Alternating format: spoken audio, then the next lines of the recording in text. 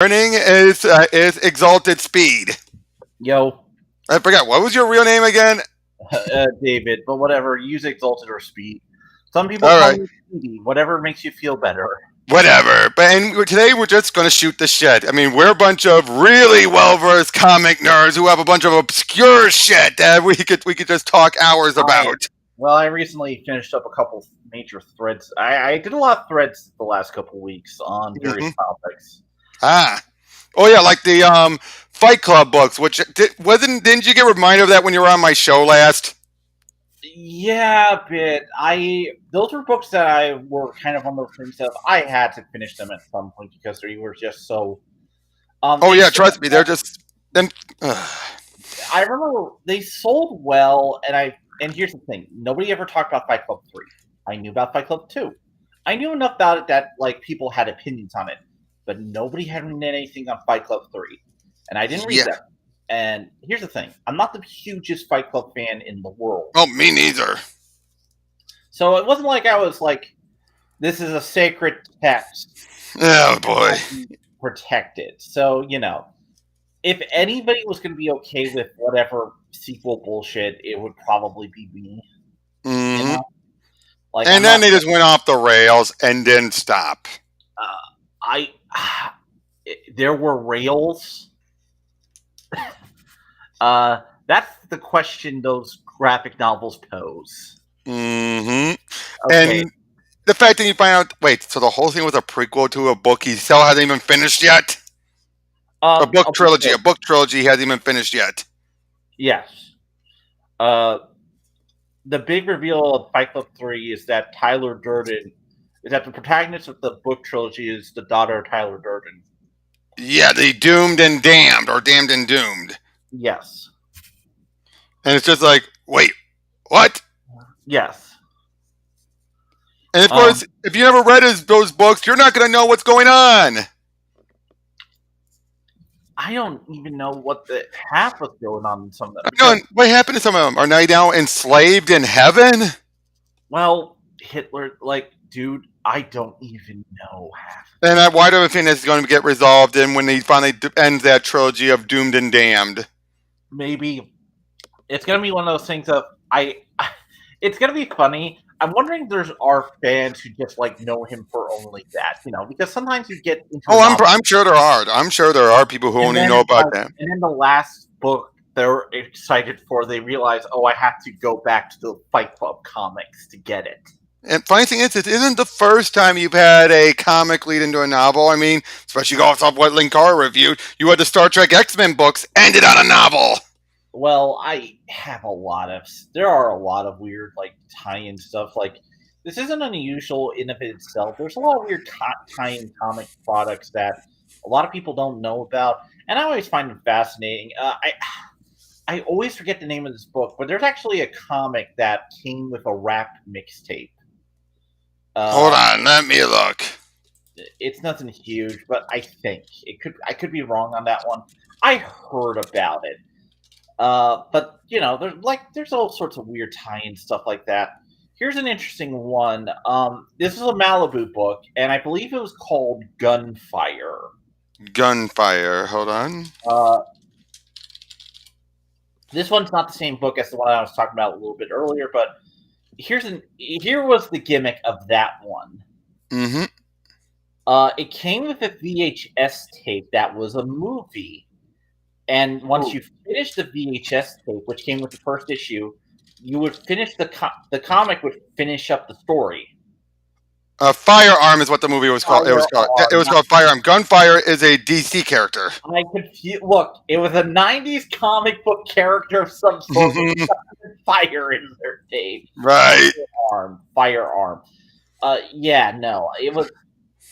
Look, I at least remember the publisher that time. Right.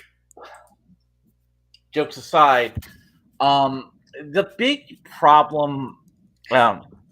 Oh, and can you send me a link so I can post this on my Twitter so people want to? Right. Sorry, you're right. Give me a moment. Yeah, that's not a huge thing. I just want to make sure that, hey, it's like if people want to listen to me shoot the shit, I'm like, yeah, sure.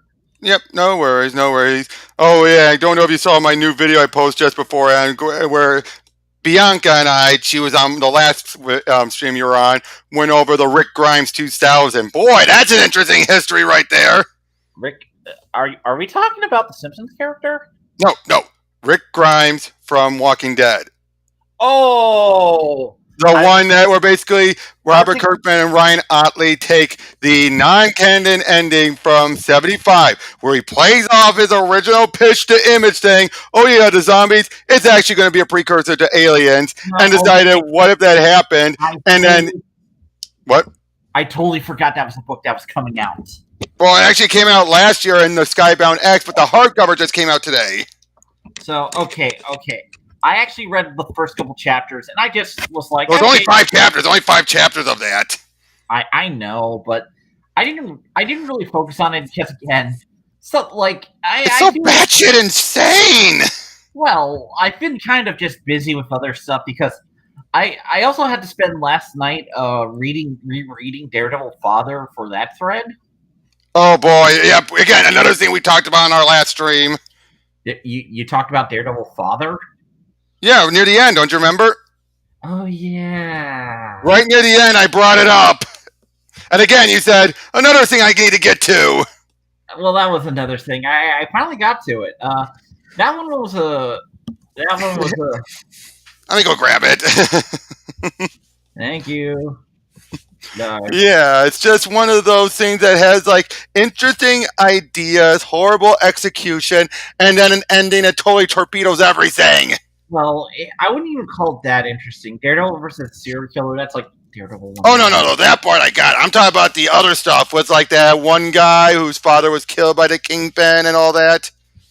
Yeah. Well, that's just... Oh, even then, that's not even special. You want to know what? That's just fucking Echo. True, which Casado also made. Oh, where is it? Where is it? Oh, there it is. Right here. Yeah. Like I say, his artwork was not bad, except he said, like, basically his Daredevil was like a slab of beef. Well, I posted the picture on my Twitter, like, you know, and I basically said, oh, wow, people make fun of, like, Rob Liefeld's Captain America? Yeah. Hold on, let me get... Oh, right here. Look at those legs. He should be broken in 2. Yes, very much. Honestly, the thing that really got me was I ended up reading the introduction. Oh, yep. Damien Lindelof. Yep. That one, the first paragraph, just read that. Yeah, sometimes I wish that Steve Rogers' dad hauled up and smacked his little boy around for no good reason other than he had a bad day at work. Yes, I know this is sick, disturbing, and likely to warrant a call to child service by anyone who knows that I just became a daddy myself. But before you make that call, let me ask you this. Wouldn't it make Captain America a hell of a lot more interesting? No! Pretty much. Well, it's like I said. Look, it's one thing when Brian K. Vaughan said, "What if when he did Runaways? What if there were teenagers in the Marvel universe who were just assholes like teenagers were?" Yeah. So that's like, okay, that's one thing because we saw so many teenagers who weren't utter brats. But like, it's a whole thing. Yeah. But you know something, we are since we are here. Mm-hmm. We might as well. I might as well just talk about a couple things. Go right ahead. Like you went, if according to your tweets, you went on a comic book hunt today. Well, yes, I did go on a bit of a comic book and action figure hunt today. Mm-hmm. So, anyway, I should probably just explain what's been going on with me. Blah blah blah. Go ahead. I've been mostly just so I decided to. So I have a couple like I live in the DC area and besides stuff. Mm-hmm. I was like, okay, I need to actually have some fun. So I ended up going to Second Charles, which is a secondhand bookstore. Mm-hmm. and they're really good. Basically, think like Goodwill and Barnes and Noble combined into one store. Oh, I gotcha. I understand that. Yeah, and that is a hell of a lot of fun. So I Hmm. ended up purchasing quite a bit of stuff today. So here's what I got from there. Uh, Okay. First thing I got was I picked up a Transformers DVD to complete out my animated collection. Nice. Well, yes, I got the original version of season one of Transformers animated on DVD, which Oh, is wait, another. animated, as in the as in Transformers animated. That's the actual show's name. What? Yes, Just want to make sure. the cartoon show from Right, 2006. right. The one where was the design by what was that guy who did Derek J. Ben 10 Wyatt. Omniverse? Derek J. Wyatt. Yeah. Rest in peace. Yes, great guy. Love one of my favorite Transformers cartoons. The first DVD set doesn't contain the first three episodes because it was released on a movie DVD. Oh, duh. And Back when they pulled that shit on DVDs. I bought the set without knowing that. I bought the first three seasons on DVD and didn't know that. So when I started, I was like, "Wait, why am I in the middle of the series? Why am I in like the part way in the beginning of season one?" And then I end up discovering, and now I got back and I discovered they actually did have that DVD. So I was Hmm. just like, "Fuck it, I'm gonna buy it. I don't want to buy another set from Shout Right, right, because, you know, it dumb shit like that." right, Um, so I end up purchasing that. I then find record of Lodos War on DVD, right. which, as we all know, is the first D&D podcast. Hmm. For people who don't know, I posted this on my Twitter again because reasons. Hmm.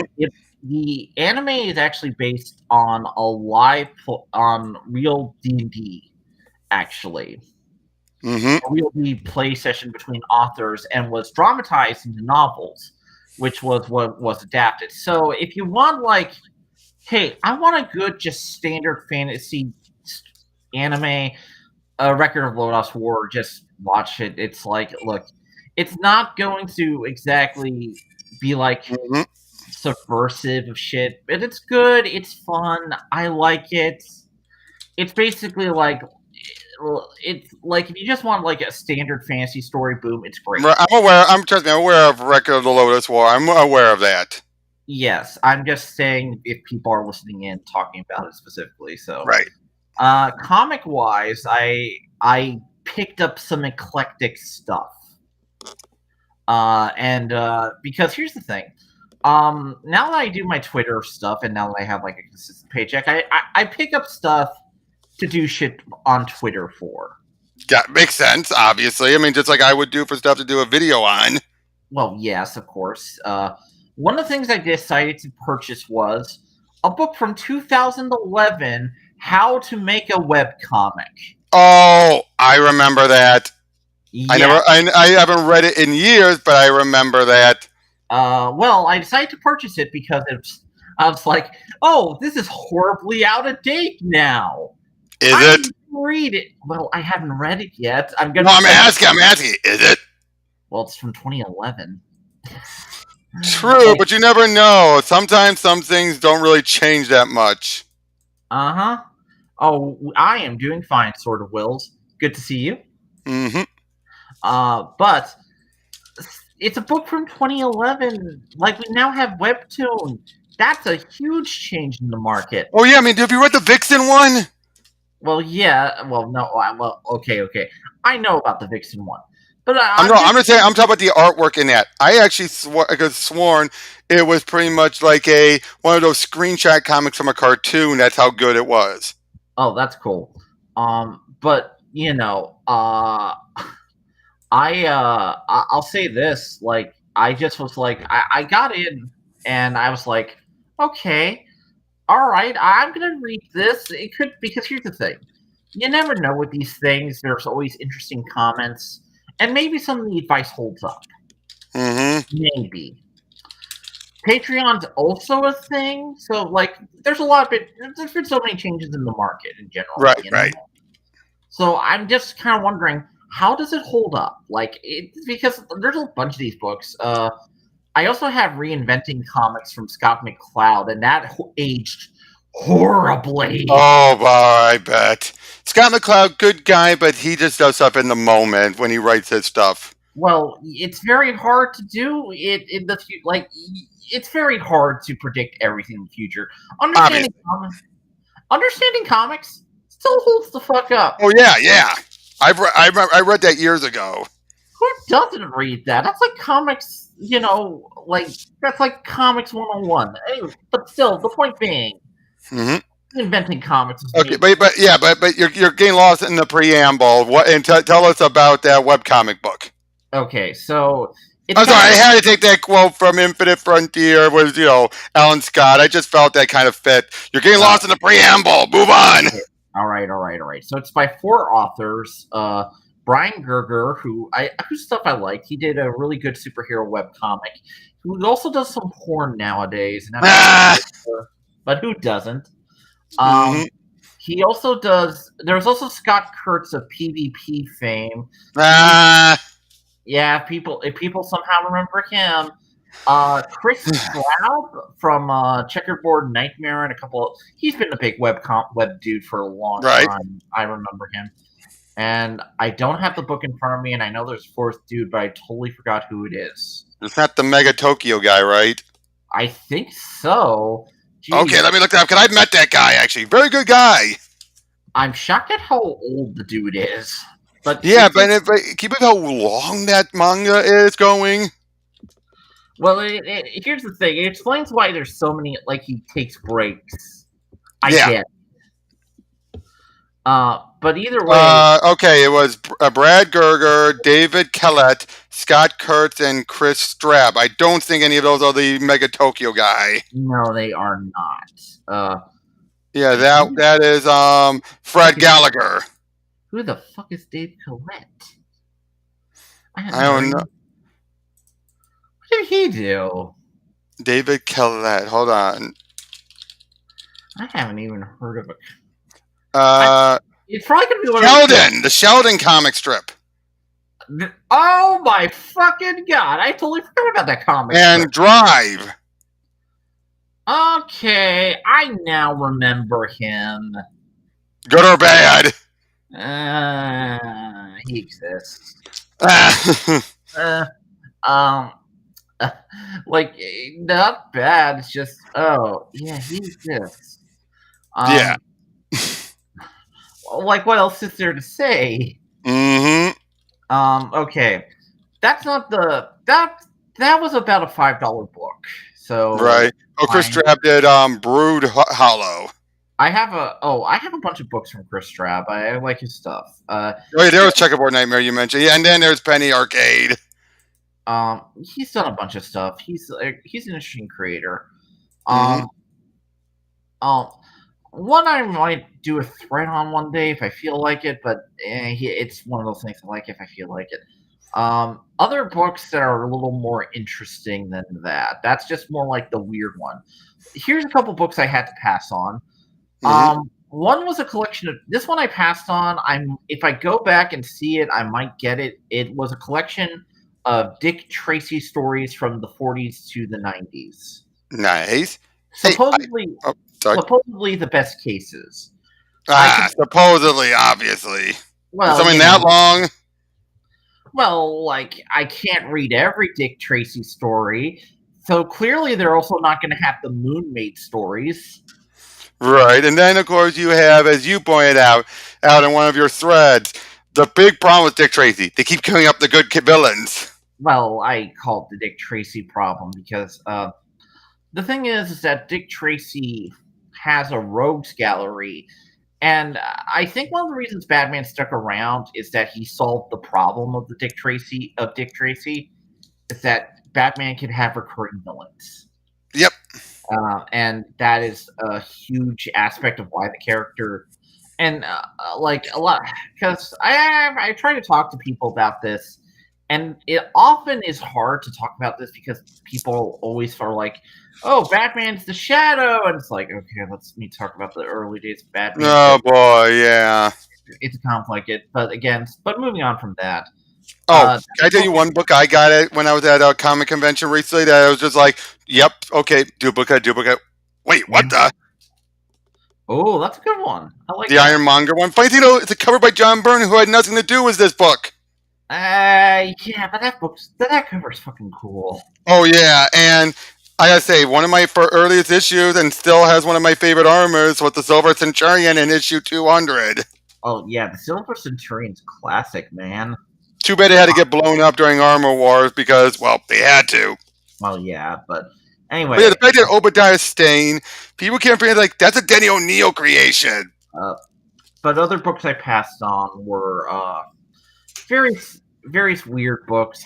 Dungeon, which is a French comic I never heard of before, but Mhm. it's always interesting to learn of new books. Um, I saw Fight Club 2. Right. Was, that was a moment, and then I also saw the Duck Avenger, aka Oh, I saw that, and you saying, oh, and IW could have finished it. that's a 50-issue series, and it's one of the best Duck comics of all time. From what I've heard, yes. And okay, because here's the thing: it's a Duck superhero book. It's a niche It's among Donald Duck as a superhero. yeah, it's like a niche among the niche, and you have to be like, and I understand. It's trying to be like, guys, this comic book where Donald Duck is a superhero is a must read. It's Everything a I've heard about this has always been so amazing. it's a good book. They never finish. They always starting from the beginning and never finish it. Well, it's like the Fist of the North Star. Thankfully, Fist of the North Star's now getting finished, but Mhm. that took like decades. True. Um, Now, to be fair, in the oh case of the first time doing it, you gotta blame Boom for just being dicks with how they handled IPs. well, this was like I said, there's a lot of stuff. No, Boom I did it first, though. Remember, Boom were okay. the first one to I translate it. hate passing on this, but I think you would understand why. Oh, okay, so I found the first two volumes of Cyborg 009. Oh, yep. Shotari Shinomori, one of my favorite mangaka of all time. And it's the Tokyo Pop translation. Now, I don't, the Tokyo Pop translation isn't the best, Hmm. but like, okay, you know what? Maybe I'll purchase these. How much do they cost? How much do each of these volumes cost? Now, keep in mind, these are regular Tokyo Pop volumes. You know how much Hmm. they cost? $30 a piece. I'm not. Oh, God, I hate that. I know the volumes are now rare and out of print, and also comicsology is gone, so you can't even buy them anymore. But I'm not spending. And how much you want to bet? Eventually, when you find Buckle and buy it, you're gonna start finding them all cheap as dirt afterwards. Here's what I expect: if I somehow buy it, it will just suddenly be announced they're making a new translation, Exactly. Murphy's Law of comic collecting. and then it's like, oh, I actually have to. Because here's the thing: the Tokyo Pop translation isn't the best. Like they weren't that accurate to things. So if they did a new translation, it would basically be, fuck, I actually have to get it. Well, I could say with Tokyo Pop, there are some mangas where they did where it's a lot better than when you've seen the same manga get a retranslation, like Love Hina. I prefer the flow of the Tokyo Pop compared to the stilted, almost just literal translation of the current translation. I get it. It's one of it's one of those things of to me, translation writing is an art onto itself. Some people do really well, some people don't, and And I think we've kind of lost that spark, especially these days. You either have people who want to translate and put their own politics into it, or you have the Japanese companies getting a bit too hands on with it, and then making it be much closer to the Japanese. And it's like, you realize that's going to be stilted, right? it really depends. Frankly, it's one of those things. Like, I remember like a little while ago, like some people they tried to change, there. the Trails games had like terms like tsundere in Japanese and shit, Yep. and it's like, and they tried to take those out in the English translation. I'm like, Why? guys, guys, you are doing fucking otaku games. Exactly. Who the fuck cares? If people are playing this, they're probably playing expecting it. Exactly. Quit acting like, oh, we're going to get a different audience here. It's like, quit going for these invisible audiences. It's like, look, if worse comes to worse, they can look up what a tsundere is. We have the internet. And it's not like it's a dirty word. Well, it's not even like it's a Well, complicated. I know, but you get what I'm saying, though, right? It's like, it's not even like it's that, but I'm to be worried. Anyway, in terms of odd stuff, uh, like I said, I had to pass on that because $30. No, Mm-hmm. that Well, here's a book I recommend if you ever find. I don't know if it'll be in a comic book bin or whatever, but if you ever find Dr. Seuss Goes to War, where it shows all of Dr. Seuss's old World War I II. actually own that. Oh, you do? I do too. I actually got it as a gift from a friend. Same here, actually. Well, family member, actually. But yeah, and I love it. It's a great book, and you're just like, wow. Now, like I got some, my family got recently got a bunch of war memorabilia, so I've believe me, that's something that's just always been. But yeah, no, I own a book, I own a copy.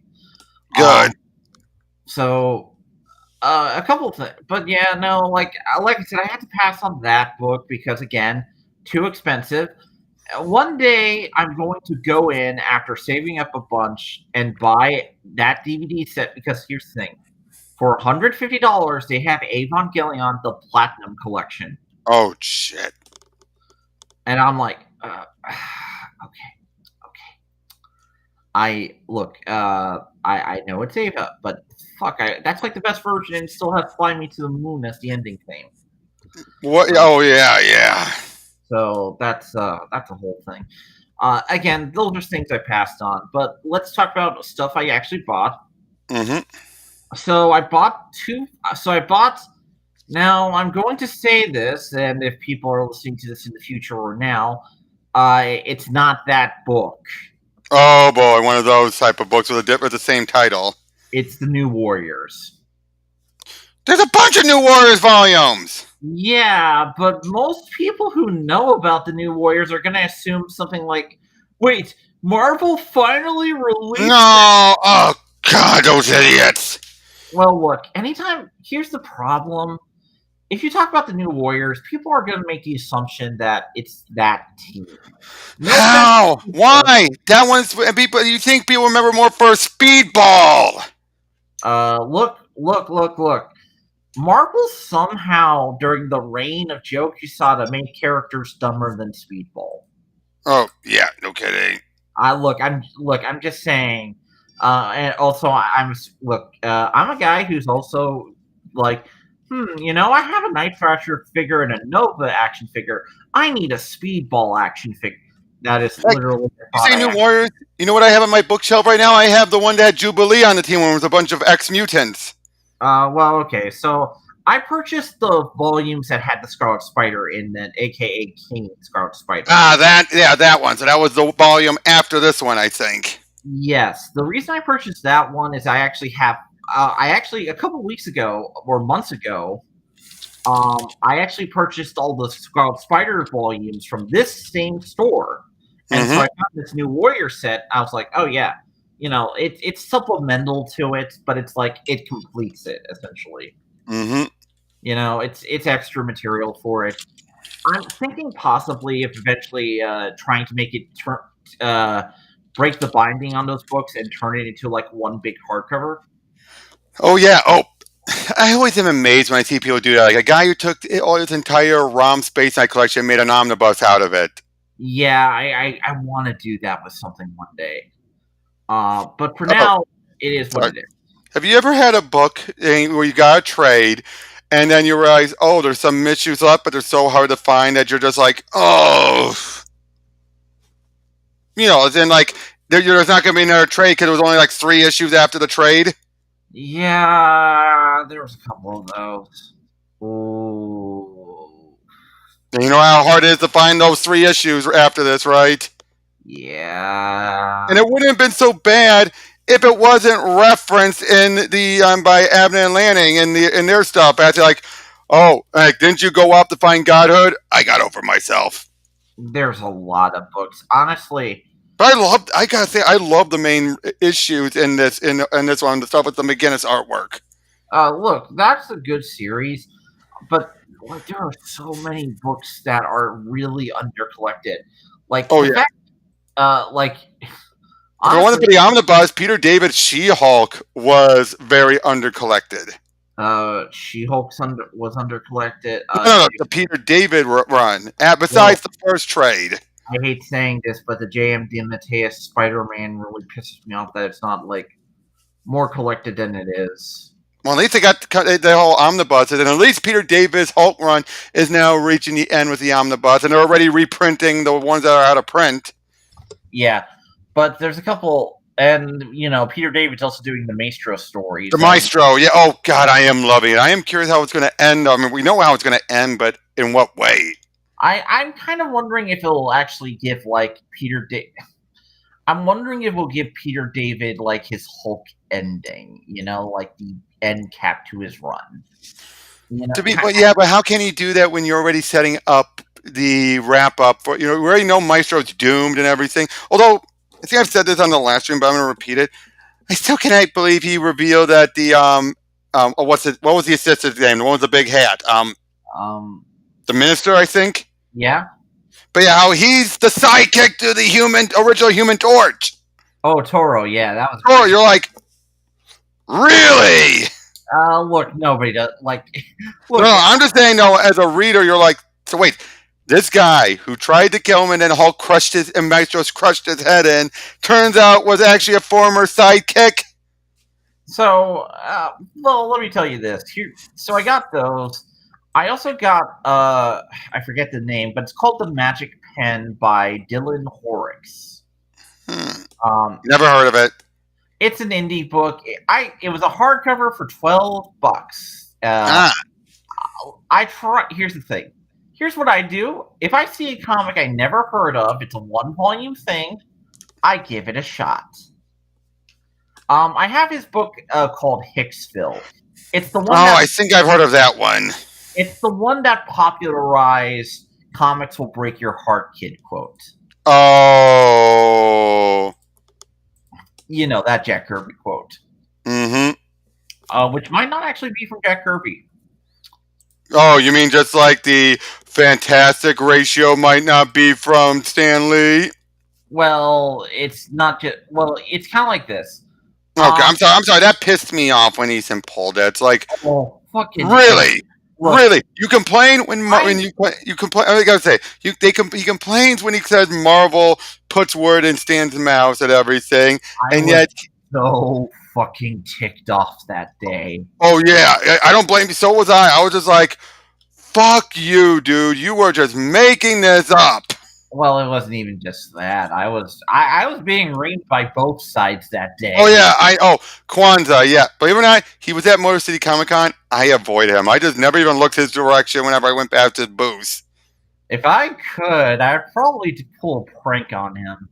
Oh, I consider doing something like that, but I'm just like, no, he's between a few good creators, and he's right behind Connor and Palmiotti. I didn't want to do that. Look, I understand, but frankly, I don't like getting shit on for a mild comment at his book. Oh, Nerdette has had that happen to her, and she had a video completely blocked because she criticized Black and White. Well, I basically, here's the thing. I didn't think I said the worst thing possible about that book. I didn't even criticize the politics. I just said it's uncreative. Yeah, somehow I didn't get blocked by him. Seriously, the guy is just so full of himself, and did he have Mark Waid write some of the worst books in his career? Well, it was like this to me.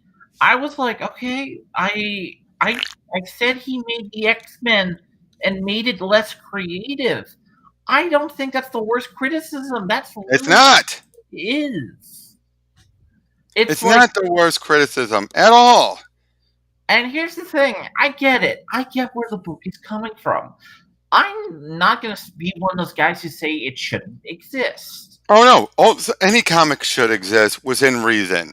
Um, to me, it was one of those things of like, okay, it's a book that exists, but it's hard to talk about because there are some books I just avoid talking about because there's way too much culture war drama from both sides. Mm, yep. It makes it impossible to really judge fairly. If I can talk about it, I just feel like I'm fanning flames for no good fucking reason. I don't blame you.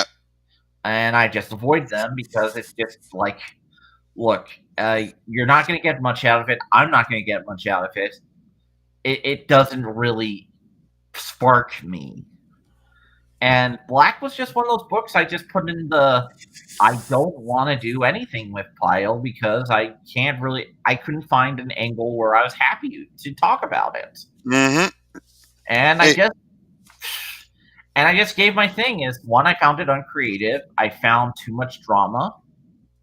Oh, hey, Bianca. Yeah, we're talking about Kwanzaa. I should probably explain this. I got into so on Twitter. Am constantly asked about things, and Mm-hmm. somebody was like, "Hey, I should ask Exalted Speed about the comic book Black," and Oh I god. did like a very very simple review. I called it uncreative.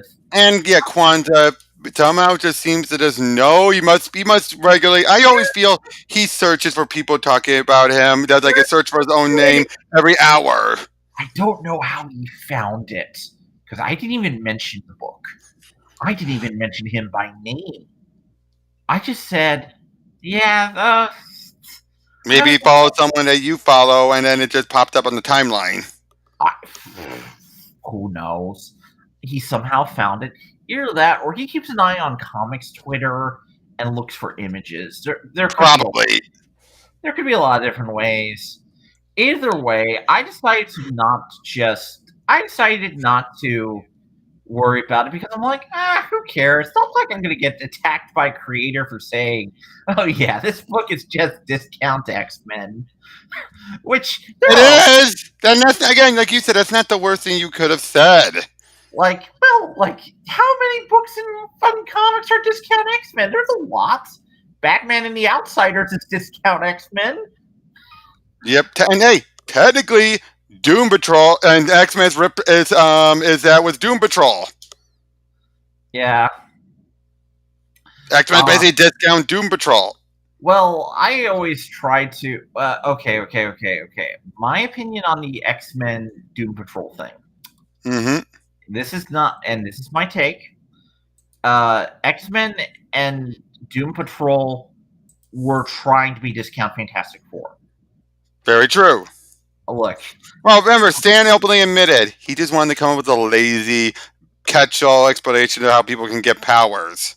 yeah, and a lot of people often, yeah, My Hero Academia, but I didn't want to bring that up because I don't want to have added too much manga debate into this. Uh, Uh, Before we go further, I want to ask: have you ever done a thread talking about Superman rip knockoffs or XPs? I have done Evil Superman specifically, and I don't think I actually really talked too much about Mr. Majestic because I Well, consider he's not full on evil, except for some stories. some stories, yeah, but I don't. I talked about it because I'm one, tired of it. I'm tired of it. well, it's like this to me. It's like, okay,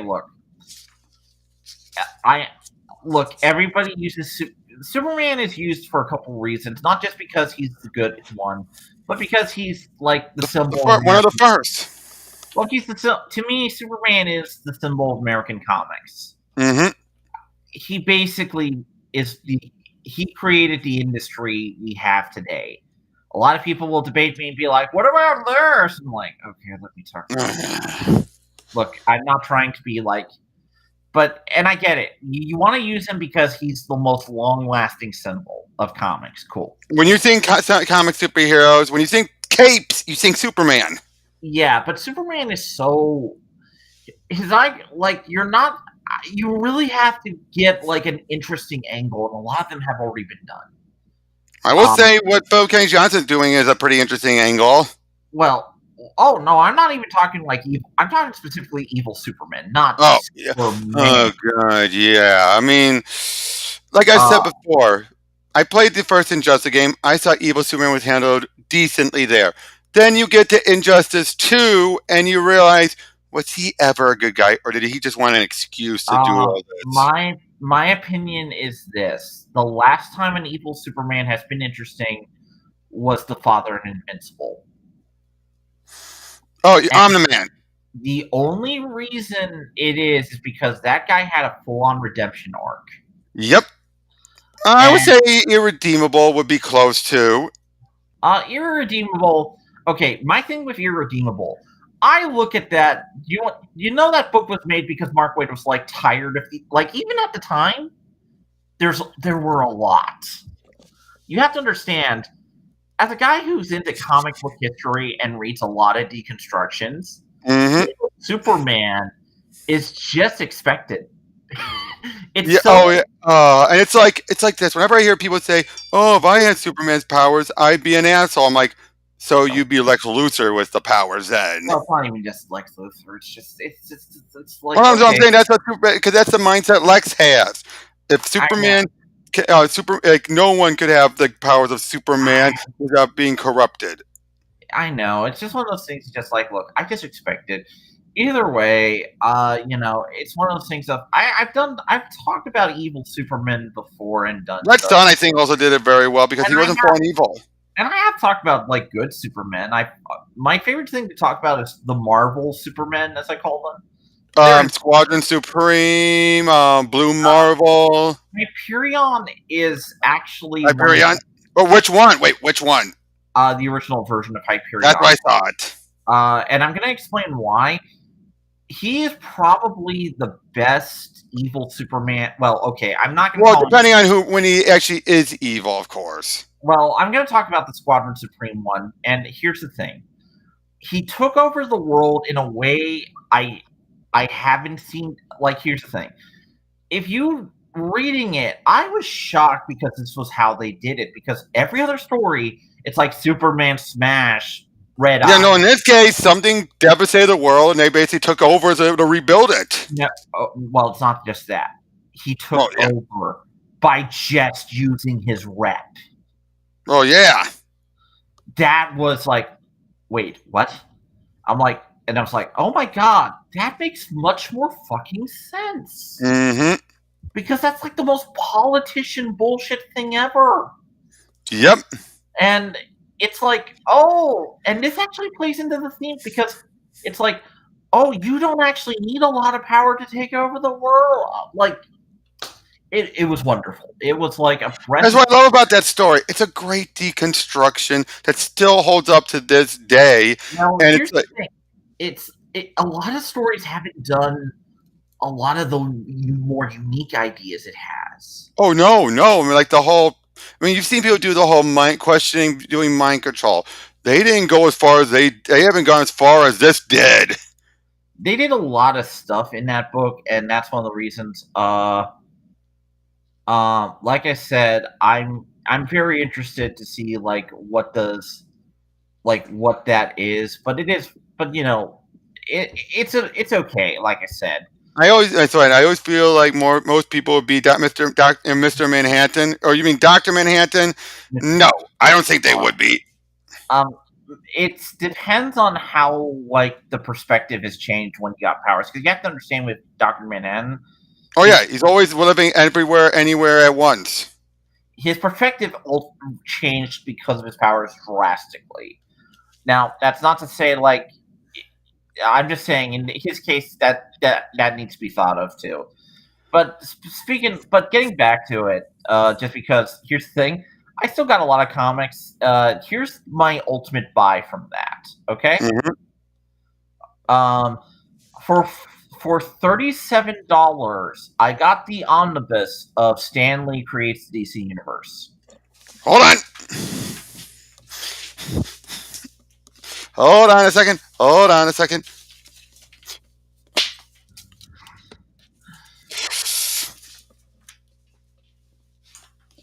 I love this series. They're fun. And I got a lot of creators signed: Dave Gibbons, Jose Luis Garcia Lopez, Kyle Baker, Congratulations. Romanov Freedon, John Cassidy, Kevin McGuire, Bob Layton.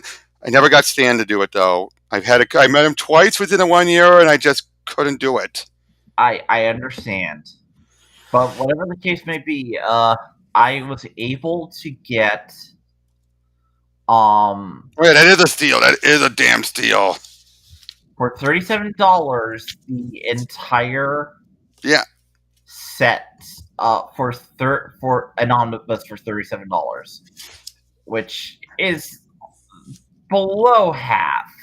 Well below half, yes. And like I said, I love this series because it's so clever. It's so I think one of the last great things Stan did. Yeah, yeah. But besides that, it's like I said, it was just a very good find in that Mm-hmm. store. And like I said, it was just an unexpected.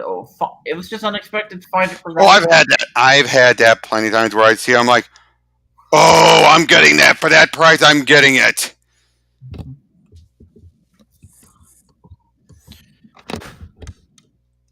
Hello. Yeah. Nah, sorry. Yeah, just trying to take care of something No really worries. quick there for a second. No But yeah, worries. deal. Actually, let me check Stanley DC Omnibus. I'm checking because I'm wondering how much the fuck does that actually cost because I didn't actually check. Well, I think it's also out of print too currently. Usually around $100 and $100.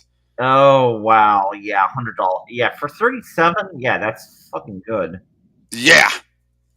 Uh, so that's Oh that no! is Wait! Oh wait! No, I take it back. It wasn't 100. That's people upping it up. It was 75. still not having to pay the original price. Like that's for one half right there, Right. and then I don't have to worry about the. And like I said, it's out of print, so good luck finding it for that price. There were two of them, so if you're in Virginia, you're at a Second and Charles. Like I Uh, say, when I got my copy of this omnibus, I was like, hell yes. Yeah, like honestly, $37 for that is really good. Oh, fucking a. Oh yeah, So that would be the same thing because this is also $75 normally. a couple things too is hold it here. I am just another thing too is that there were also other expensive shit there. Mm-hmm. For one thing, there was a Green Hornet hologram for $99. Really? Yeah, like there was like old stuff. They had like old like pulp books for like really expensive stuff. Oh, I Had could some. believe that. I took some pictures. Might post them to Twitter later, but they are interesting. Like I always like going to these stores because of just how much stuff you can find sometimes. You know what? One thing I grew up reading. My mom had and she still does, these little digest sites that had a lot of the. I think they were Gold Key or something like those comics. They had Twilight Zone, Tales from the not Tales from the Crypt, but those type of horror anthology stories, and I would read those up every chance I got. They're fun. Well, Like the mirror figures. First of all, go Johnny. uh, yeah. So, but besides that, So I just very want to get out of my system saying, "Yep, we can finally end this up properly." So it was not smart for Amber to go there. I'm just glad this trial's over because I've been living with this. For 3 years. Well, literally the trial's happening right down the street. Oh right, I forgot you've told me that. You've told me that, and I've been told about how insane it's gotten. Like traffic has been a little crazy. I'm just gonna be honest. Mm-hmm. In general, it's just been kind of like I was like, oh, where's the trial oh, fucking A. Hey, here's a question. You have a? Did you have a local comic book store, or did? And when was the last, if not, when was the last time you had one? Several, actually. All right. Have you ever gotten your comic book company, your local comic book store, got a retail exclusive cover or something that ended up being worth quite a bit because of how popular it was, and you realize I'm lucky enough to get that? Uh, well, okay. I used to work at a store called Victory Comics over here. We had a couple retail exclusives, Mm-hmm. um, and we also had a couple comic book store logo exclusives too that like had our logo on there. Well, like the Godzilla one, Yeah, I love that one. Well, I there's asked that also because the My Little Pony, the Detroit and comic book stores variant. nice. Right, Lucky, because it was the one. It was the Doctor Hooves, parody. yeah, yeah, of course. Oh wow, I almost picked this up for $15. There was a Hmm. collection of Dave Gibbons Doctor Who comics. Wow, Yeah, at the Second in Charles today, I saw that. I almost picked that up. wouldn't blame ya. Like I said, I'll say, yeah, today's been crazy, and like I said, I also got some action figures because, well, I'm a Transformers fan, so I was just Yep, like, yep, yep, yep, time to get some new Legacy figures. yep, yep, yep. So, remember we brought up beforehand, but we were wrapping things up, so we never got to it. Have you read all of Godland? Well, yes, I own the entire series in hardcover. Do you have the Celestial edition then? Yes, I have the three big. They're like literally right next to my bed. I love that series. It's so, and I love how Grant Morrison put it best. If Jack Kirby was Frank Sinatra, you have Casey and Scully being the Sid Vicious. That's probably I'm a good like, way of putting that's a good comparison right there. it. But yeah, but I mean, what I like about this and I love about that series is just how well in depth, and you just have to wonder: was this during the point when Casey was high? Yes. Thought so. Uh, that there is no doubt about that at all. But it's Uh, also I gotta say though, I prefer Scully when he actually has a regular color. It's not his rough colors. his rough colors are interesting. They're very artistically cool in a way, but they're not my favorite thing either. Me neither. Like I said, yeah. But if I could be honest, I don't know if I vent about this. I did not care for his Jack Kirby biography because it was so anti-Stan slanted. Um, okay, I try to be very careful because let me put it this way: since I'm in the weird part of comic book world where I'm very knowledgeable, but I don't always tend to take the typical sides with people in that one. Oh, I know, but I'm just saying though, if you read it, how it just makes it be like, oh, Stan, and when he said he wanted to kill off Thor, and Stan said Thor, oh, and Thor's too popular, we can't do that, and then just cut the rod saying your ideas are too good for them. It's like, really, you're going to demonize Stan when he had a good business side point just because it wasn't the creative side, really? Well, here's the thing. I the thing I hate is it brings up the Spider-Man stuff, Oh yeah. which Everyone wants us to say, "Oh, Stan and Jack actually created it." No, he didn't. it's one of those things of I did enough research into it at this point that I can definitively say there was a Jack Kirby prototype. Yes. Uh, but if we're going to be honest, if you really want to argue that that Jack Kirby created Spider-Man, you're going to have to say Joe Simon and CC Beck did. Mm-hmm. If people, just to explain this, if people don't know about it, Jack Kirby was on various comic projects throughout the Golden Age and Anything for a early, paycheck. early Silver Ages. Anyway, Right. it meant he worked for a lot of different companies. Yep. Uh, various other things. And one of the projects he was brought on, which is where the Spider-Man thing comes from, was a character called the Silver Spider. Mm-hmm. It was created by C.C. Beck and Joe Simon initially. Mm-hmm. C.C. Beck had to drop out, and C.C. Beck was the creator of Shazam. We'll get that's going to circle back a little bit. Mm-hmm. Um, so anyway, C.C. Beck dropped out. Fair enough, right? And Mm-hmm. then uh, Jack Kirby was brought on. So they had to reinvent the comic quite a bit. And one of the names they eventually settled on was Spider Man, but they thought spiders was too icky. So they eventually settled on The Fly. Oh, yep, yep. I'm aware of the Fly. And The Fly was a guy who had a magic ring, and he was a teenager who became a grown up superhero. I wonder. Ah, See, told you we would circle back. yep. Anyway, so during one of the process, Jack Kirby came up with a Spider-Man. Mm-hmm. Simple enough. Yes, Sword of Wills. That is the place where I found the Mara figure. Yep. I'll talk about, like I said. Huh? Anyway, so here's the thing.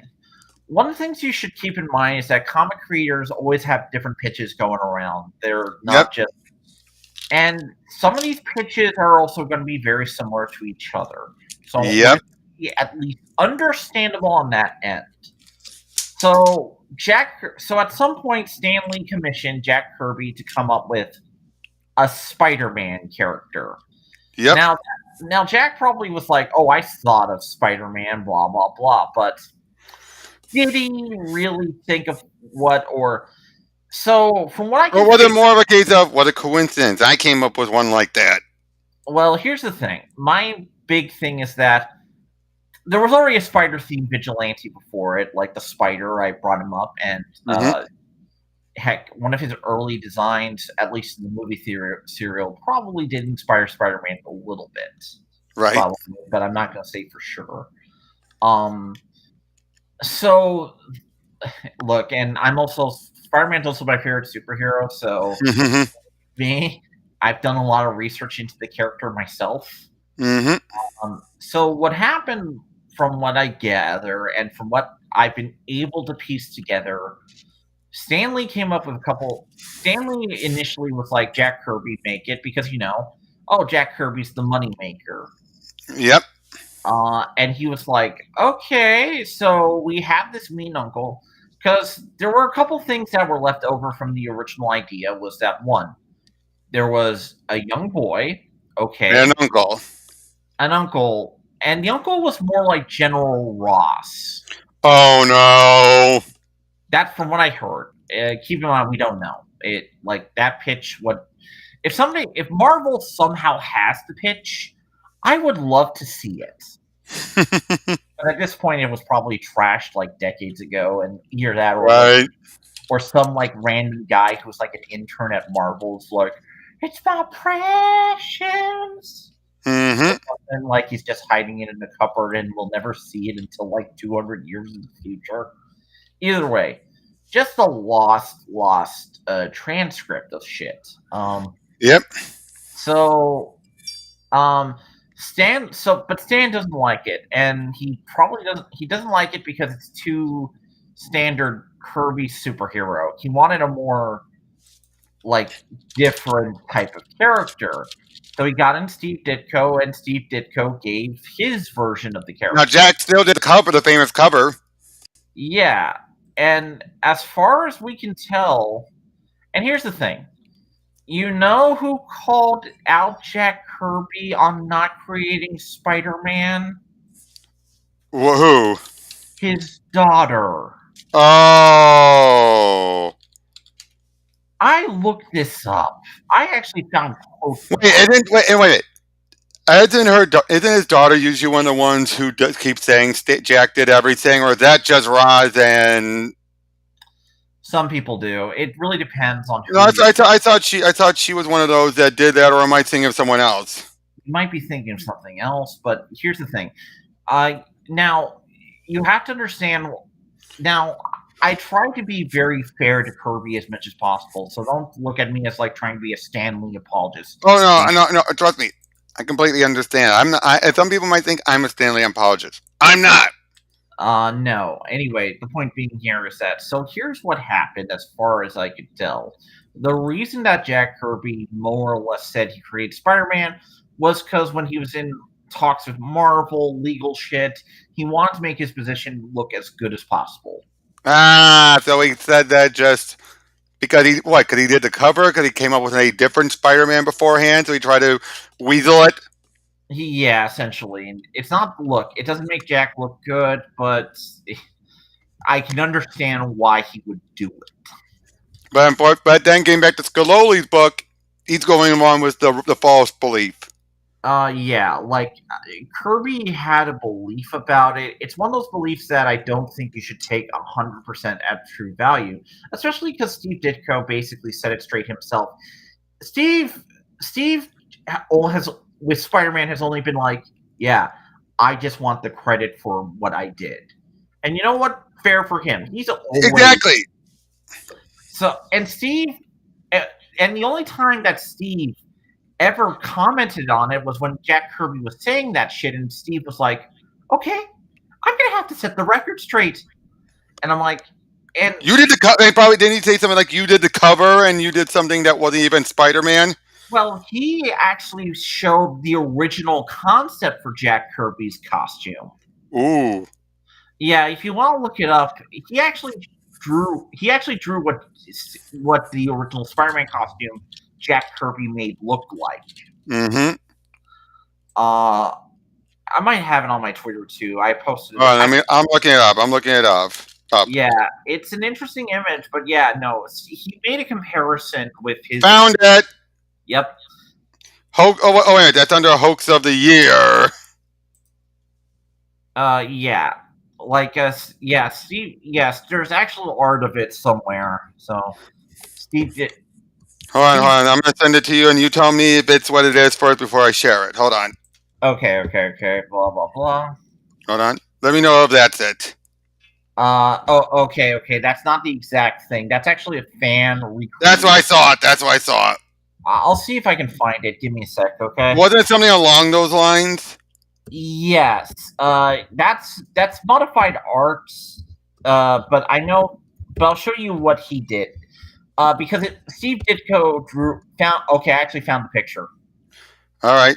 Hold on. Uh, this is what. Just Yeah, share it, and I will connect it. Also, I'm gonna be bringing another friend in. Give me a moment. that's perfectly fine. Fuck, I Yeah, have to yeah. You ever interacted with Ian Miller Ian Miller. or IBM Miller?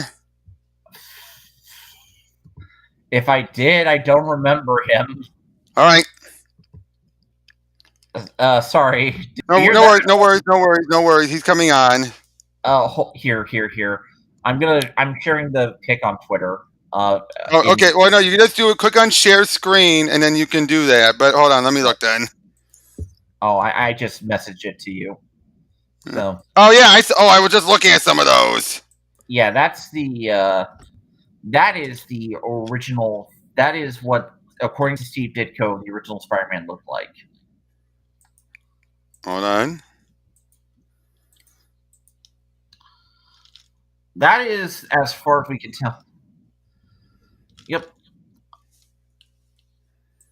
So, oh, that really?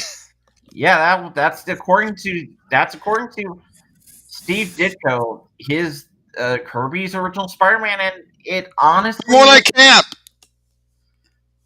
well, honestly, that makes sense because if you look at Spider-Man's costume, I can't believe Kirby did it. I can't either. No offense to Kirby, but That's not a Kirby design. it definitely feels like it is Steve Ditko Hold on. because Steve Ditko does. Hey, man. I was We kind were of just talking about how Jack Kirby didn't actually create Spider-Man. yeah, he created a Spider-Man more or less. Wait, peep. I thought it was Lee and Ditko. It Uh, was. But there's let, still people, even Jack himself tried to claim he did um, it. I probably should explain. I'll explain this one a bit, just Give the because quote, give the cliff notes. I'm going to give the very best cliff notes I can here. And don't worry, it won't be long like one of my threads. I promise.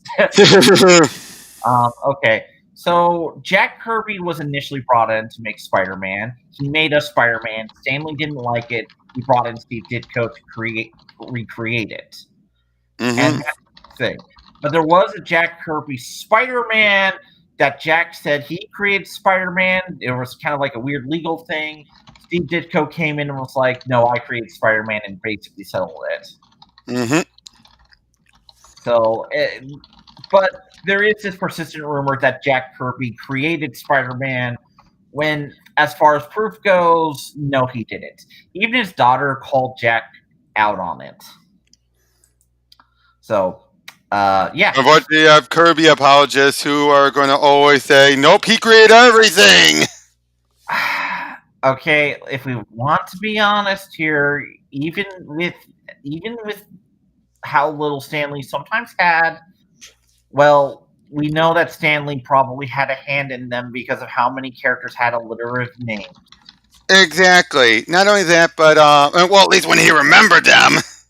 Look, we're not here to talk about Peter Palmer now, okay? No, no, no. I was talking about Robert Banner. I am joking here a bit, but Bob Right. Banner is what he did. But no, and I agree with that. But at the same time, then you also have. Okay, can we rewind back to that whole fantastic ratio and just how bullshit it is? Okay. What ratio? So, Ian, you know what we're talking about when Ethan tried to claim? Okay, Ethan tried to claim that Stan had creep for, and he puts quotes on it saying it was from the man. Hey, fantastic ratio, which means for every 3 male, you only have 1 female, only maximum 1. Oh, and he called her invisible girl for a reason. It's like, are you trying to be sexist? Yeah. Yes, he is. Yeah, because especially when you put emphasis on invisible, it's like, so you're in other words saying she's not even really there? Really? So in other words, never put females on a team? Wow, then tell the birds of prey to take a hike! Well, actually, if we really DC's been doing really effective at that themselves. let's see. Or you could say, or better yet, okay, then get rid of Jessica Cruz by your logic. Oh no, but he gets money for that. Like I said, if we really want to go on like this whole thing, technically when he did the Justice League of America back in the 2000s with his version of that team, he had the Flash and Wonder Woman on the team. So, Oh yeah, I just need to point that out. exactly. That's one there, but here's the thing, and it's very obvious to come up with the reason that Stanley did that. It was very simple.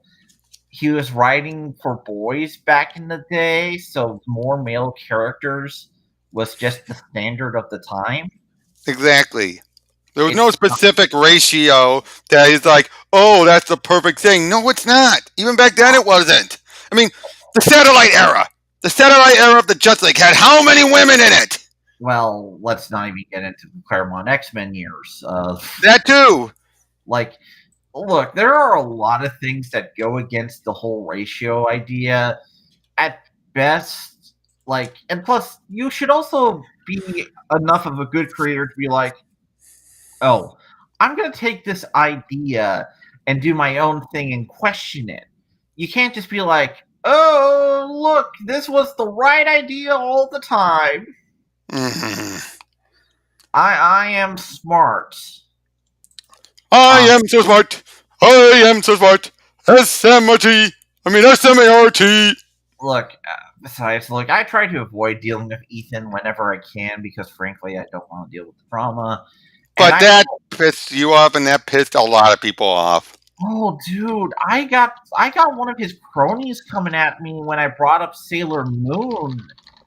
Oh yeah. Oh, that's manga, and but manga's different. It's like by your logic, though, manga's better. I oh god, that was so dumb because it was like, well, comics are targeted towards males, and I'm like, You what? really? But wait a minute. But aren't you the one saying? But we have girls on our team who read comics too. Aren't you the same guy saying that? My thing just it was just really dumb because like okay, are we talking about demographics for comics or comics the media? Like no, These like guys can't make up their mind. For them, it's both and neither. it's just like what's the fucking argument? Give it Mm. to me, bitch, please. Oh, what the heck? Why I did don't my know camera do that? why were you showing us your shirt. You were Just very trying to show proud off of your shirt. MSU. Um, look, I am just a common writer in the void. Yeah, with Common and Black Ops and Common America. I seriously love it. I mean, Ian, how do you describe Common America again? It's a very wholesome superhero comic with way too many boobs.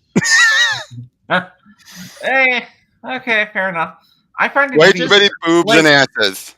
I feel like if they had an art style similar to like the current Batgirls, which is very energetic and cute, and I feel like Rough. that would fit. Well, I really like Jorge Corona. Um, I feel like that would fit the writing of the book. The art of the book feels like I'm reading like Jungle Fever or something. I'm just like, that's a lot of boobs. this is boobalicious apparently. I still have to I wish I could get into. I have not gotten into Common America at all, so I can't really comment on it. All right. Um, I think you'd enjoy it. I might. I know. I have one good friend who hates it absolutely. Otherwise, What reason? I'm not. I'll let if he's ever on something, I'll let him explain it himself. I rather not. Is it from the book itself or from the creative team? I think it might be. It's probably a creative team issue because Then okay, there's nothing that can be helped there. But I can assure you, if you actually read the book, it is damn good. I'm sure. Like I'll look. I'm sure. Blah blah blah. I always give things chances. Like, look, people are always like, "Exalted, why are you reading this comic book?" And I'm like, I give everything a chance. That's just what I do. Hmm. Um, sometimes, Exactly. sometimes I get a good comic book. Sometimes I get absolute crap that makes me go, "Why, God, why?" And recently, that was Fight Club. I just Fight Club. Oh my god, I didn't even intend to make that joke. We didn't. I shared the link. I did not check it out yet, Bianca. Let's see. Hold on. Let me go there. Hold on. But like I said, I always like a bunch of different books. So Hold on.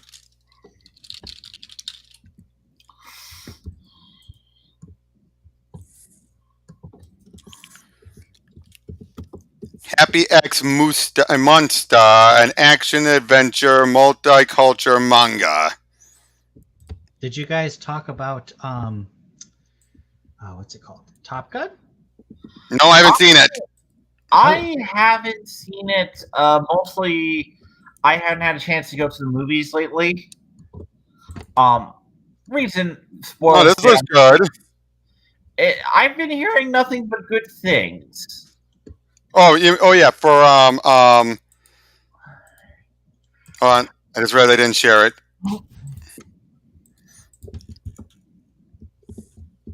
That looks like good art style. Yeah, could be good. A journey about 5 girls who travel the world of battle giants, scientists, and navigate personal differences to save the world. Mhm. Very interesting. Fair enough.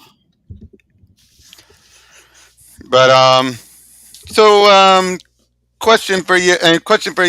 Speed. Did you ever read Dan Abnett and Andy Lanning's Majestic?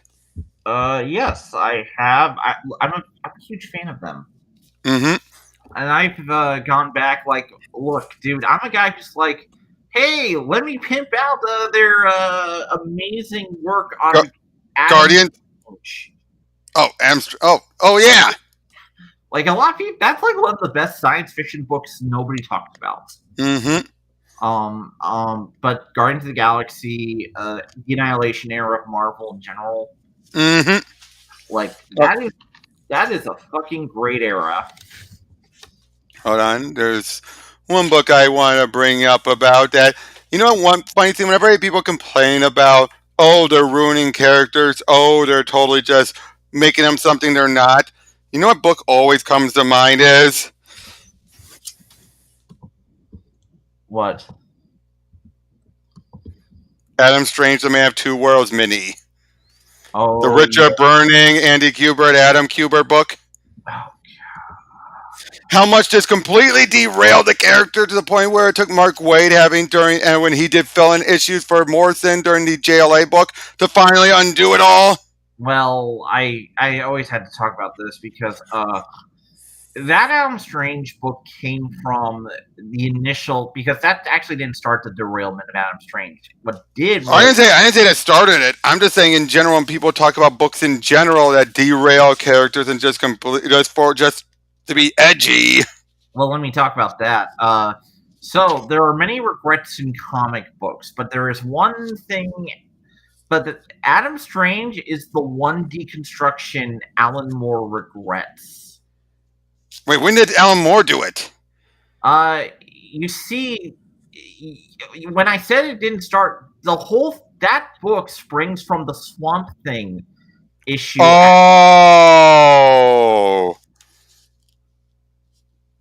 Why? What happened in that issue? That established that Adam Strange was taken because he needed to repopulate the Iran and not to protect it. That's played off of that. Yeah, that was established in that Swamp Thing issue. And if he had known it would lead to this, he would have never have done it, right? Well, he basically said it was this. Because here's the thing. I'll say this. Give me the Tom King book over this. Oh, no. Fuck both those books.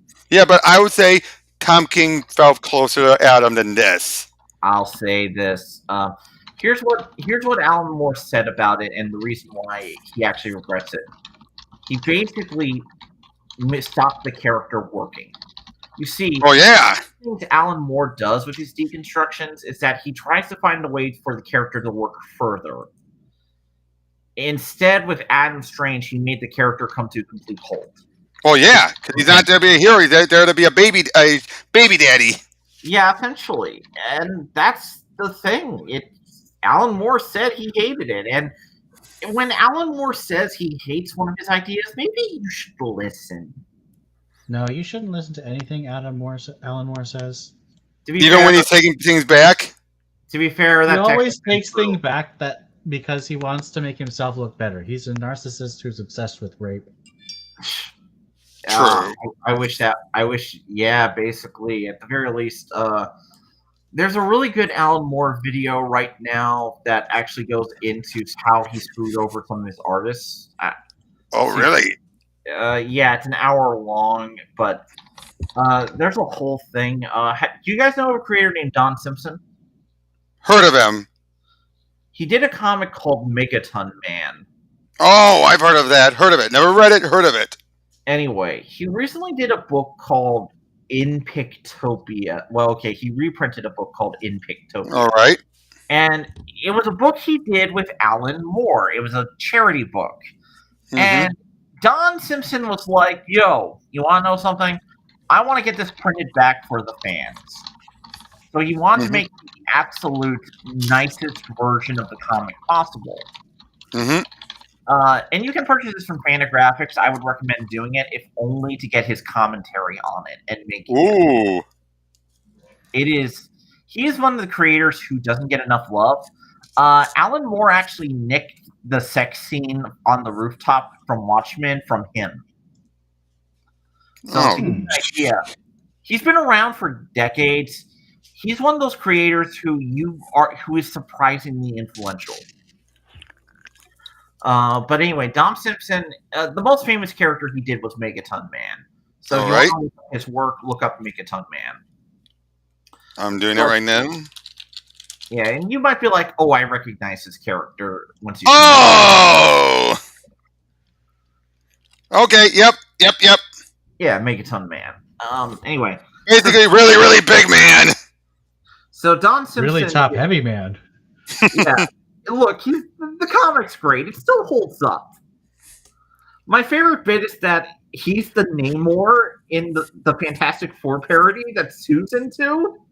It's really fucking funny. Mhm. Anyway, so he decided to do this. Now, here's the thing: Alan Moore has a beef with Fantagraphics. Oh wow, big shock. Tell me who Alan Moore doesn't have a beef with. His beard. I'd say probably his daughter, but that's about it. I'm expecting one day his daughter's gonna come. No, who knows? Like, I hope not. I hope not. Like, I don't like Alan Moore as a person, but I don't wish family discord on him. Right. To be fair, his family life in the '90s is kind of funny. No offense. Well, anyway. What? Oh, do you not know why he did all those image books in the '90s? Why? His wife divorced him and ran away with their mutual lover. Oh, wait, I did hear about that. So that's why he was so desperate to work his life out. Yeah, he lost all his money from the divorce. Wait, which wife well, to was be it? fair, though, Was that it was some of his Vicky? that was some of his good work though at Image. Yeah, but have you read Was that Melinda Gibby? that was before Melinda Gaby. Oh, who was he married to? Oh, Phyllis Moore. Okay. Yeah. What were you saying?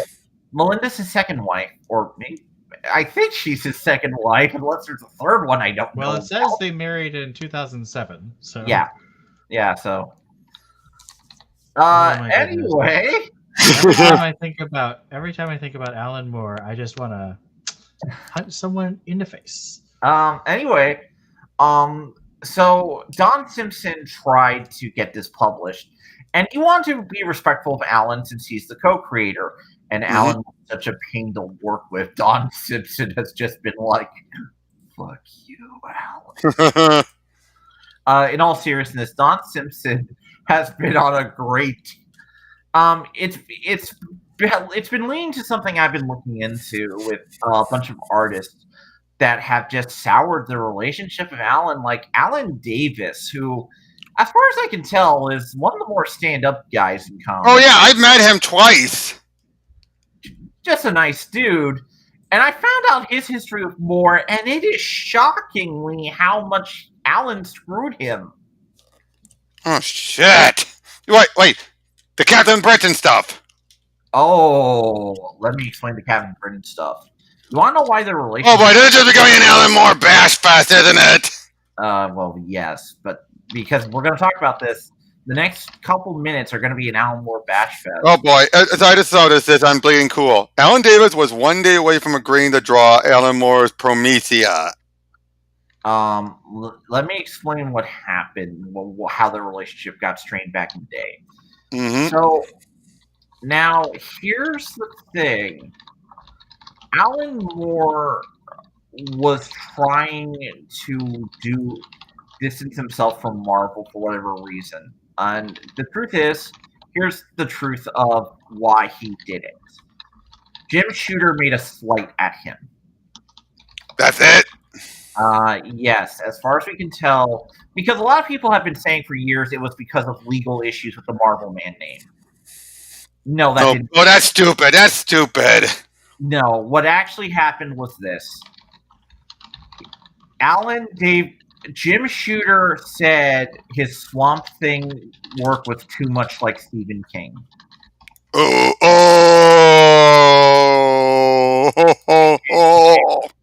Okay, I should say that it reminded him of Stephen King.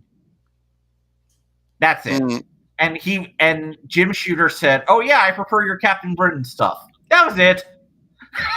That's the reason that he never worked for Marvel again. Now, here's how his relationship with Alan Davis got strained because of it. All right. Now, keep in mind, Alan Davis wasn't Alan Davis just yet. He wasn't the big everyone knows him name. Yes. Captain Britain was the big work for him at the time. Right. And if let's say you're a comic artist, right? Mm-hmm. And you're like, fuck, I need to be a big dude. I need to show my work off in America. Right. Well, you would want your work to get reprinted in America. Oh no, I know where this is going. And guess what Alan said couldn't happen to their work? When did that finally change? Because that eventually did get reprinted. Joe Quesada made some deals way back when. So again, complicated. I don't know every detail, but Joe did make some stuff happen. Either way, did you guys talk about the Joe quitting thing? I have not talked about it yet. I've made my thread on it, though. I'll say that, or at least one of them. If I even mention Alan Davis. That. Alan Davis is one of my favorite artists of all time. So hey, I love the nail. So anyway, Alan never worked at Marvel again-ish. He did actually kind of did, but he worked on some Star Wars stuff and some Doctor Who stuff. But that was the UK stuff, different company and different people to deal with. Yeah, it's a whole thing. Anyway, another thing he did screw. He actually screwed Alan Davis out of Miracle Man royalties to an extent. Oh. Yeah. So Alan Davis actually drew parts of the Miracle Man run. I'm aware of that. Yes. Yeah, and okay, they were reprinted in under what's the company? I think like Eclipse. Yes. Mm-hmm, mm-hmm. Yeah, Eclipse stole the artwork. Oh. Yeah, they didn't actually get Alan Davis's permission to use the artwork. They stole it. Oh, damn. Yeah, look up the story. Alan had to have known about it. Yeah, Mr. Creator writes, am I right? Yeah, no. I respect Alan Moore on some things, but there are some shit that he really should get called out on. Yeah. One of them. Anyway, the big problem with let me put it this way: recently, a lot of information from his artists and collaborators are coming out, and one of the big problems with Alan Moore is the fact that he doesn't try to preserve his work at all. Oh, well, we know that. Yeah, and I'm just gonna say, honestly, it is really bad because that means he's screwing out. Here's the thing: if it was just Alan Moore's own writing, that's one thing. Mm-hmm. That's screwing himself. Fine, whatever. But in a lot of cases, it's him screwing over his artists, like David Lloyd, Dave Gibbons. Well, okay, Dave Gibbons is able to live off. Dave Gibbons is big enough that he's able to get. He's fine. Stephen Bissett. All the other dudes. They have problems. Mm-hmm. So it's a whole thing. I really wish it could be better, but yeah, Alan's a complicated dude. He's narcissistic in a lot of ways that I'm just discovering more and more. It's a fascinating thing. But yes, it's welcome to the canceled Alan Moore stream. I hope everybody enjoyed. Well, Ian, any type of dirt you want to throw on about Alan Moore? Well, I will say, I think that Alan Moore does interact with his young fans very respectfully, and the fact the guy was willing to jump on The Simpsons, I will give him all the props in the world for that. Well, I'm talking about the fact that a young boy, I think he was like 10, wrote him a fan letter, and Moore was very kind about it, even though he doesn't like the works that the boy was talking about. But I think that Moore's Yeah. behavior about Watchmen is despicable at this point. Like, he claims that he feels wronged because DC is using characters he created. Why should? Oh, His geez, entire career is using characters other people created. that I'll be Uh, honest. That's when he first lost me. The moment he said he complained about Jeff Johns utilizing the prophecy of the Blackest Night. It's like, when the hell were you ever going to do it? I just think that he is. I think here's what I think it is. This is what my theory is. I think he always expected his work to have that type of respect that Gaiman had, where you have that unwritten, unspoken contract of no one's going to should touch my stuff without my permission, which Well, I'll here's the never thing. give. Here's the thing. He could have had that if he'd been willing to play ball with DC. Like Gaiman has. Right. The reason Gaiman has control over Sandman is because To an he's honorable willing to control. help him publish more stuff. It's an honor control. It's not a legal control. It's more of a respect control. Right. But every single person who uses Sandman talks to Neil Gaiman. Well, yeah, to the point where even Jeffrey Thorne wanted to use one of the guys from one of the Endless from Sandman in his final issue of Green Lantern, and DC said they couldn't. So that's why he went with Jack Kirby instead. Yeah. Honestly, a lot of DC. Oh yeah, Leave Extraordinary Gentlemen. Hello, Lost Girls. Hello. Honestly, I don't know exactly what happened at DC totally, but if you look at what happened, Okay. That whole Watchmen thing is so dumb. What does he expect people to do? No, when they made that agreement, no one, not even DC, knew it was going to be the mega hit that was going to become like you would be teaching it in colleges. What did he expect them to do? Just be all like, oh, let's cancel this so we can give it to Alan, who's probably going to sit on it, and everyone's going to have to deal with it. Honestly, Well, the other thing is, if they gave it to Alan, you know what he'd do? He'd sit on it. No. Worse. Have you read Neonomicon? Oh yeah, I have not what? The fish rape one? Oh. He would literally tarnish the brand so DC couldn't sell it anymore. Yeah. Uh, Honestly, look, a creator's free to do whatever he wants with his property. I'm not gonna argue about that. but we're still based off of DC characters. Yeah, Look. there's still very clearly Silk's, Black Canary. Well, there's Charlotte. Not Black Canary. Silk Let's be Spectre is fair. at least partly based on Black Canary. Well, they're based on the charlatan comic characters. Yeah, but if you look at Nightshade, there's like nothing of Nightshade left in Silk Spectre, but the whole mother-daughter relationship is very That is Black true. Canary. That I will give it that. That is true. Like, be fair, Comedian is he actually- clearly Peacemaker. Rorschach is clearly Question. Blue Beetle Night Owl is clearly Blue Beetle, right down to having a mentor. Yeah. Although you could also make an argument, and J. Michael Straczynski did in Before Watchmen, that there's a lot of Batman in Night Owl's DNA. Oh yeah. duh. There is. Here's the thing. A bunch of the Archie characters also played a huge influence on the Golden Age characters too. Mm-hmm. Well, but I got to say though, when it comes to like Before Watchmen, those were good stories actually. Not all of them. I didn't. Oh, not think all of anything them, but a grand good was number of awesome. them were. I really I liked Silk Spectre, Minuteman, Night Owl, and Dr. Manhattan. I thought those four were really high quality. I'm going to pretend the Rorschach book doesn't exist. Oh, that's the way you should go. What and like, what about the Comedian? The Comedian is almost like I don't know what it is. I don't know. No, what about the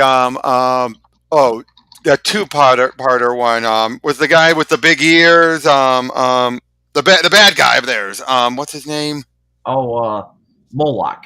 Moloch, the Moloch two-parter and the dollar bill one-shot. Those were okay-ish. Yeah.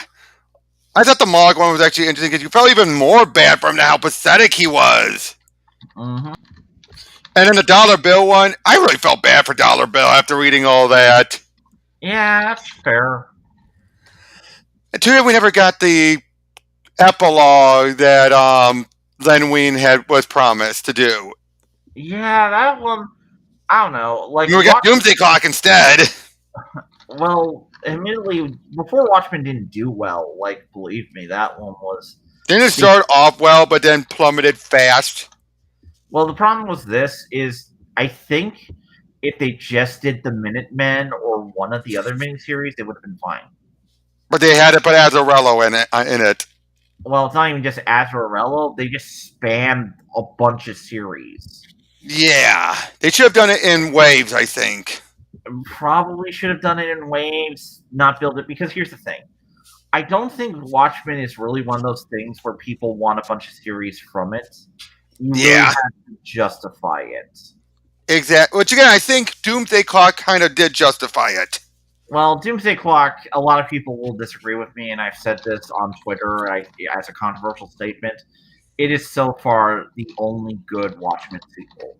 I will agree with that. Well, okay, it's not good Watchmen sequel. It's the one. I didn't watch the TV show, so I can't make a judgment. The TV show is more of a sequel to the movie anyway. Not really, because they have the squid. True. I said sort of. Kind of. I don't like Doomsday Clock, but I will say I enjoyed it better than Rorschach. Although to be fair, I just noped out of Rorschach. Well, Rorschach is definitely a follow-up to it's set in the world of the TV show. Yes. Look. Here's the thing. I have said I'm never owning Doomsday Clock because look, I read it. I don't want to own it. It's the least bad of them. But here's the thing about why I kind of stick up for it. It's the one that's willing to comment on Watchmen itself. Exactly. That was the whole reason why Jeff Johns. He wasn't even wanting to do that initially. Because here's the thing. Watchmen had an effect on the superhero comics. The only sequel you can, because there's only really one good actual sequel to Watchmen, in my opinion. And again, here's I'll give an option if people don't want to read it, but it's the Supreme series by Alan Moore. Yes, that's the only worthwhile. If you want to, good luck finding it. Do you think they'll ever reprint? Do you think they'll ever find a way to reprint that? I think Rob Life. Wait a minute. No, never mind. He doesn't have any rights to his old work anymore, does he? He has rights to some of it. It's just Supreme's definitely not one of them. Yeah, so whoever owns it could theoretically do it. Excuse me, I gotta find a guy named Andrew Rev and shank him for his rights. Give me a sec here. Jokes aside, there's and the whole thing is with at this point that's like a pipe dream in of itself. So there's so much many.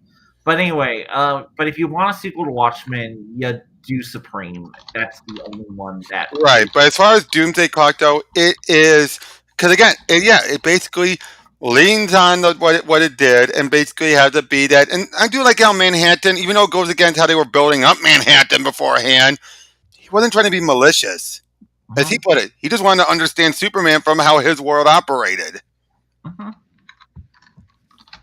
And I think Jeff Johns did understand Manhattan more than people would give him credit for. People keep on saying, "Oh, he didn't get him. I think he did. But remember, this is a John who just left his world. Just left. Yeah. He's not going. And of course, he's going to come in with a different mindset. He just had his epiphany. Yeah, I'm not here to say that Doomsday Clock is some. But it is what it is. It's one of those things. The Watchmen sequel, the Watchmen TV show, here's my problem with it. Anytime I actually describe the fucking plot, it's just the most what the fuck thing. Mm-hmm. Because I can say this, and you'll be like, that can't possibly be real. But no, it is fucking real. There's an entire thing where Ozymandias is stuck on Mars, and to send out a message to Earth so that way his daughter can find out about it, he decides to catapult a bunch of clones into the atmosphere, spelling out a message that she could see so she could teleport him back.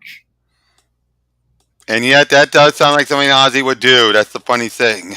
Well, no, he's the world's smartest man. What he would do is that he would make a radio wave signal to reach out True, but to I make think a he's message. true. But then again, this is also about trying to do it without even indicating to Manhattan what he was doing. You don't think that Manhattan wouldn't notice a giant? Fair enough. Fair enough. Like, I'm sorry. Like, Well, I on a different note. On a I different know, note, I know what you're saying, but you're I'm right. like, think of Hey, on a different note, can I tell you in one case of a editor constantly screwing over a creator, but yet the creator is always, whether he wants to or not, stuck working with him whenever he did follow-up books. oh what? Jim Starlin dealing with Tom Brevoort, Oh, fucking like, look. especially with this. I know, like, I don't know Wait, what. who is screwing who over? Tom Brevoort screwing Jim Starlin over. Basically, Because here's the What did he thing, do? especially the biggest one in this book. Colin didn't specify as far as what Jim thought. He thought this was in canon. He didn't think this was not going to be. This was going to be not canon. He thought it was going to be another Thanos story. So he worked up to the end of DC Universe, but then put it right back where it was. But then, of course, Brever said, "Oh, it's a the end book. It's not canon. It's never going to be canon." And yet, every time he works with the guy, he keeps referencing it. so How is it not canon? Yet you let Starlin reference it. I think the big problem is okay. One of the big problems with the Joe Quesada era is that They screw over creators. well, it's not even just spilt the screw over creators. It's Not the all fact that, creators. Uh, Bendis Perez. did really well. Perez. hey, if you're Bendis, they treat you very well for a Yes, while. Bendis was Until like- you burn out. Look, I'm not the big problem with the Brevoort era. Well, it's that they both want continuity not to matter, but also to matter. Yeah. Like they really want to be picky and choosy, but they're never smart with it. Never. And like the smartest thing would be like, oh, what are the stuff that people genuinely like, Mm-hmm. and go with that. Like but it is what it is. And then you had the ultimate fuck you that made Starlin finally leave Marvel for good, and that was, oh, Jim's work on this trilogy of graphic novels with Alan Davis involving Thanos dealing with his future self. Oh, Donny Cates is going to have Thanos deal with his future self. Yeah, it's like how He didn't even ask. He didn't even ask. Because I'm pretty sure if he had explained it to Jim and Jim would have found out, oh, it's radically different from my idea, he probably would have understood. Well, like if there's a lot of stuff, like here's the thing. As an editor, your job is to communicate with your talent on what you're doing. Mm-hmm. Jim Starlin also is one of those creators who, let's face it, is usually used to sell shit. So you Yep. should at least be respectful enough to be like, okay, Especially when you're building up to Avengers Endgame by that point. well, here's the thing. He's the guy who did Infinity Gauntlet, which is what the basis of the MCU was for like years. And he did Infinity War, which you're using the title of. I get some of these old creators are not exactly at their best. I really do. Because let me put it this way. I gotta give Starlin prop that he's back. He originally said he was retiring from doing artwork, but he's back now doing it with Dreadstar again. Look, I'll say this. What I'm trying to say is that I know sometimes these old artists aren't always the best, Right. And I'm also Whereas being the exception. Rest in peace. I'm thinking more. Well, I'm saying more of like writers too. So everybody when they get old. By the way, J.M.D. Mateus still good, shockingly better than Jerry Conway. Actually, I'll give Jerry Conway some credit. His stuff on Spider-Man recently was actually pretty good. Fair, okay, that's fair. Not as good as Dave Mateus, but still pretty good. And I gotta say though, I still like some of his stuff. Like his Carnage series was actually really good. That Last Days of Animal Man miniseries was damn good. Look, we just hate that he's a boomer on Twitter. Let's just be honest. Yeah. I know we're just already jumping in. Well, no, finish your statement. Finish your statement first. But okay. But Starlin still got it. Starling's fine. John Byrne is like What was the last thing he's done? I know John. he's still doing that fan comic, the X-Men fan comic thing. Yes, the X-Men fan comic, of which I don't have all the links for or something, and have read all of it. How is it? It's interesting. I'll say that. So it's one of those projects I am shocked is happening. Because it's very professionally done. But it is weird because there's an entire subplot where Jean Grey has the mind of a child for a long time. This Look, sounds like this was basically him doing what Claremont did with X-Men Legends. look, let me put it this way. It's his own version of X-Men Legends, and I'm just like, look, thank God this isn't technically canon, but it is still going to be weird as fuck. Mm-hmm. I mean, then again, Claremont's was weird as fuck when he did it. Look, I accept that Claremont is going to be weird as fuck. I mean, come on, having Tony Stark actually be an anti-mutant. Well, it's not even just that. Look, Claremont gave Spider-Man and Rogue a romantic subplot. Yeah, because it's like I can finally write Spider-Man. It's like him and his Marvel made more sense. Actually, Carol, I mean. well, kind of, but you have to understand that Claremont wrote for Marvel Team Up. I know. And You had the famous SNL issue. the SNL issue, Red Sonja, he introduced Karma in that title as well. Another one was also just like he actually initially planned on Spider-Man joining the FF during his run. Oh. Yeah, it's one of the reasons why he's in a bunch of issues. Mm-hmm. So like he really does have a soft spot for Spidey. I almost expected like Spider-Man, like if he could have gotten away with it, it would have been like, can I have Spider-Man join the X-Men? I know he's not a mutant, but I can write around that. I can have him on the team. It'll be, which would be funny as fuck. I wouldn't mind reading his version of that. But yeah, no, Claremont, Byrne, great dudes, but it's like, okay, if I'm reading their comics, I'm just expecting. What am I getting? What level am I getting? And are we gonna have? And in Byrne's case, are we having adult kids, a young girl? What is with that? I try not to think about it. I mean, again, at least in Doom Patrol, it technically happened, but we didn't see it until we found out. Oh, and this happened, and so at least it got away with that. I try.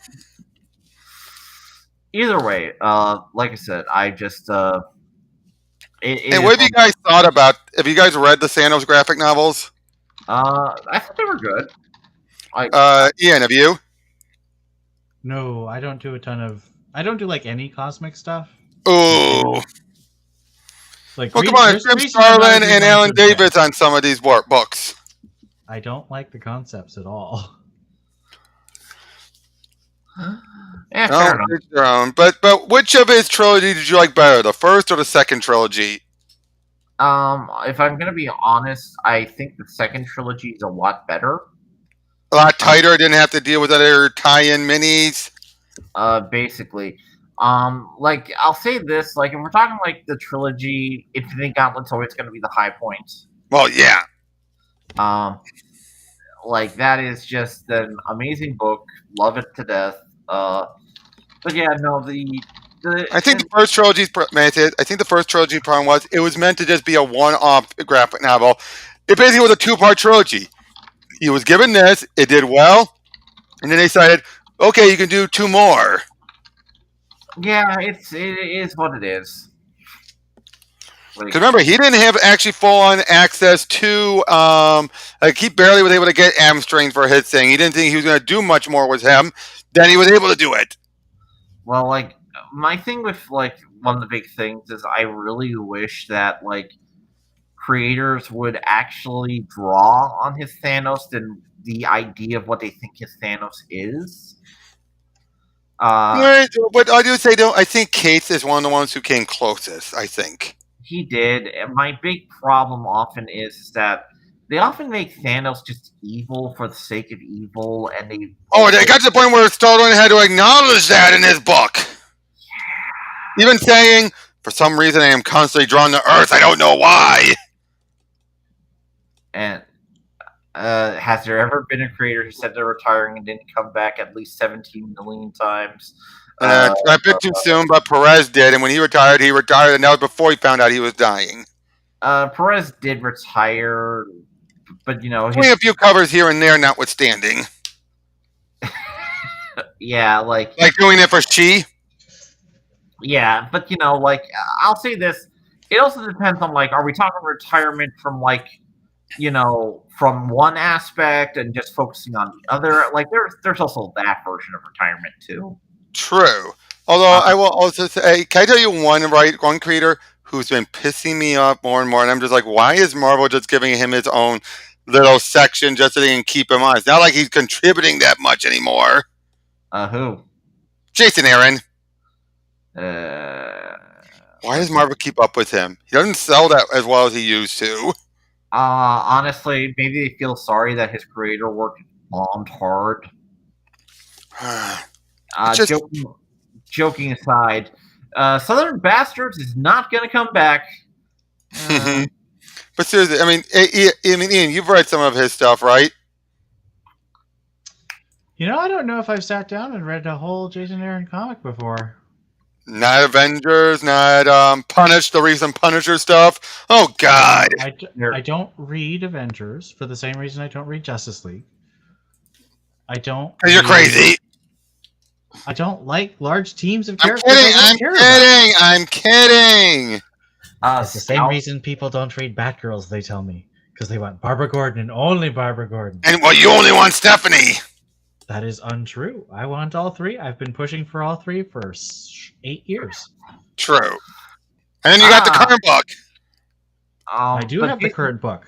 But every time I talk about the current book, someone's like, oh, it should only be Babs. Babs is the only good one. Everyone else is favorite. Okay. But anyway, back on topic. Yes. No, I've read all the things that people point out, like the one where the female villain lets female Thor punch her in the face, and I was just like, well, that's really bad writing. I'm not interested in this. God, that was It's like this: when you have other creators trying to retcon what he's doing at the same time, and then he has to re-retcon it back, you tells you something's wrong here. When you have to have Al Ewing say in his Immortal She-Hulk book, oh yeah, she is acting out of character in Jason Aaron's book. It's because of my Green Door stuff. She'll eventually get back to normal. Don't take what she's saying literal. I'm now just expecting. Honestly, this is the one time MCU. It saved it. It saved She-Hulk. Thank you, She-Hulk show. I know. I gotta say, I am excited for that. I hope it's fun. I'm not gonna be like, oh, this should be the greatest thing ever. But I'm like, okay, if it's you tell the creator, the showrunner is a fan. I can tell that they're at least trying to. I'll say this: there were a bunch of people who were like, oh, look at Marvel trying to make a female version of the Hulk. Is it a trans Hulk or what? It's the same people who thought, female Captain Marvel. When did this happen? That's Mary Marvel, you idiots. They just wanna like make this whole thing. And I'm like, guys, She-Hulk has been around since the late 70s. And Stan Lee created her. Like, let's not like treat this like. I get it, but for love of God, she's been in the Hulk cartoons, several of them. Mm-hmm. Like, I'm not here to say that she's like perfect, but I'm like, can we not just be like, Oh, or Yeah. it requires fear, anger, and fear. You just described every woman ever. Oh, it's woke! It's woke! It's woke! Well, yeah, of course. Look, anyway, I did, like I said, I did not take it so seriously, but it's like, okay, the trailer looks like it could be fine. It The fact definitely that I'm just impressed that they're still having her sleep around. that's cool. Like, look, um, I can't like that. It's kind of like it's just so like, look, guys, this is just sorry about your poor ears. We'll try not Sorry, to. ominous. Uh, I it's Hey, one of those speaking of burn, though, John Byrne She-Hulk is great. I love it. but I gotta say, the fact that you first had him with Bobby Chase, and then they had to get what was her name? The other editor. There was a lot of different. Hold on. It was Renee Witterstater is the one who let him go off the hooks. Yeah. But yeah, like honestly, with the She-Hulk book, it was really good. Honestly, I was when I was doing my She-Hulk thread, I was. Oh yeah, she's made a good point about this. Uh huh. Oh, oh God! Like there was so much stuff about it. Like I Okay, really, Ian, what is? I just want to say you're welcome to join in on this. We're talking about the She-Hulk show. I've only watched the visuals of the trailer because I have no connection to She-Hulk. Oh, So I watched the trailer without sound, so I have no idea what anyone's saying. But I did think the CGI looked pretty bad. right. You just need the updated trailer. Oh, they updated it? Disney Plus. Oh, let me see. It's more they tweaked it to make it more presentable. That's good. It definitely needed a better render. Anyway, continue with speed. yeah. So, like I said, the trailer was fine. I didn't get into, like, honestly, I was like, okay, Mm-hmm. it exists. I hope it's good. Like, that's really what it boils down to.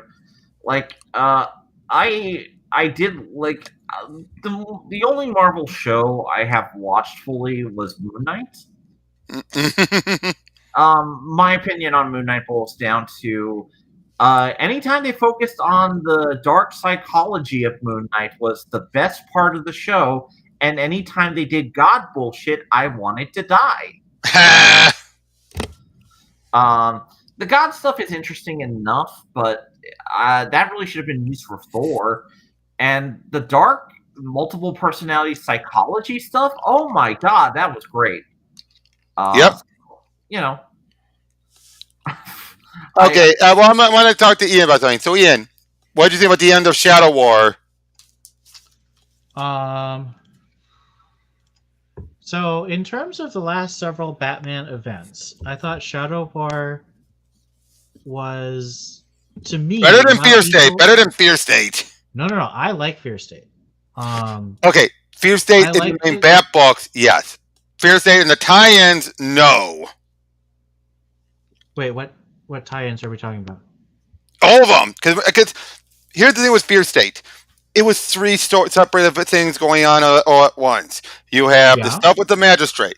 You have the stuff with Yeah. Poison Ivy, and then you have the Mhm. stuff with the Anti-Oracle / Seer. Mm-hmm. All right, and the Seer stuff was the most of purpose. Again, especially when the girl had nothing that was not even related to anything. She was just this stupid brat of a kid who was just too smart for her own good. I mean, you've heard me rant this before, but I'm going to say it again. This annoying brat who basically decided, oh, I'm going to claim Batman's dead. I'm going to frame the Batgirl and spoiler for murder just because I'm bored and rich. I won't disagree that Seer is not well handled and has continued to not. Even be in that handled event, Batgirl. she was horribly. It was like the only reason why they did this was her so they can shake up status quo. Because the Magistrate couldn't do that. Batman's role himself. I thought Batman's role in Fear State was really well done because of his Very relationship well, yes. with Peacekeeper 1 and Miracle Molly. Both Miracle of Molly, I one-shots loved. were really good. I hate Miracle Molly in the current urban legend story. It's absolutely terrible and awful. But in And the tie-in Gardener was one of the form, most pointless characters. the who? The Gardener. Oh, absolutely. Gardner was a pointless one-shot Oh, pointless character. guess who I saw at Motor City Comic Con? Adriana Milo. Talked to her about her Poison Ivy Harley Quinn mini, and even she With agrees. Hauser? What? With Hauser? Yeah, even she agrees. She felt a little annoyed that they redid what they did and just didn't even reference what they did. Well, do you remember what I feel about the Hauser miniseries? Remind me. I think it's absolutely offensive to Harley and Ivy fans. I think it's a really badly You written. guys say the artwork is great, though. No, the artwork was fine. I have no problem with the artwork. I think that Hauser wrote. I think Hauser Hauser was. ship teased the entire time and then threw in a kick in the balls to all the fans. And I True, but don't when you even think like about it, that though, ship, and I think it's offensive. oh, though, it did kind of set up what Tynion did. It set it up, but I think Tynan did it way better. Yeah, I don't think so, because he hardly did anything with it until the very end of the story. There was not that much build up to Queen Ivy. They built because it. a lot of the Harley Ivy stuff is in the Catwoman and Harley title, and he didn't. But but then he wrapped it up in his stuff, so it came out of nowhere. Not if you're reading everything. Did you read Fear State at all, Speed? I have not even touched it. So, how about Joker War? Okay, I should probably explain my stance on Batman books right now. This goes back 2 years. I understand, and I should probably say I was Batmaned out, and I all right. And when were you Batmaned out? Oh, and Hamas, I am not touching that Gotham Knights trailer. I am not even touching that. I have one thing to say about the Gotham Knights trailer. Look, guys. I thought I made a joke. I said this. Wow, at least Riverdale has some style to it. Very fair. Okay, I got to double check who's involved with this Gotham Knights series. A bunch of writers from Batwoman. That explains a lot. Oh my god, that explains so much. This is the show they got because they were like, well, we don't want to fire you, but we can't do Batwoman anymore. It's so many. It's almost so many of the people who have been involved, who are part of. It's basically Berlante Productions. All right. Next thing. I should probably mention I've been kind of careful with Batman books. I basically have been staying away from most of the major stories for a couple reasons. It's just one. I hate that DC was focusing so much in on Batman that it felt like other titles and other characters and concepts weren't getting a lot of love. All right. That's just my. I feel like they've changed that in the last year, though. I would say so. The past year they have. There's rays of light coming in. I hate saying it that way, but and I'll say this. Okay, can we all agree with DC coming up? Like DC's the fact that they now have, for good or for ill, 2, technically 3 Miles Morales type replacement characters for their creations. Jace Fox, I hate to say it, he has kind of reached that to some degree. And you have Calvin Ellis / Val Zahn for Superman, where it's like you have people in the mainstream knowing this. And DC, they just have Miles. They don't have anyone else who has done that, where there are people are saying, don't give us Black Peter, give us this character. I'll say this. The big problem is with these characters, and this might be my view on it, is that one, they really tried to do that thing Marvel did a couple of years ago with replacing all the characters, and that's not something you want to do. But, as you and I have talked before, the big difference is they still give you the option for the originals, which Marvel never did. Yes, that's the major difference, but it's still... Look, we also have Death of the Justice League going on, which I think... They're not really dead. Come on, even they, if you really look back at it... I know.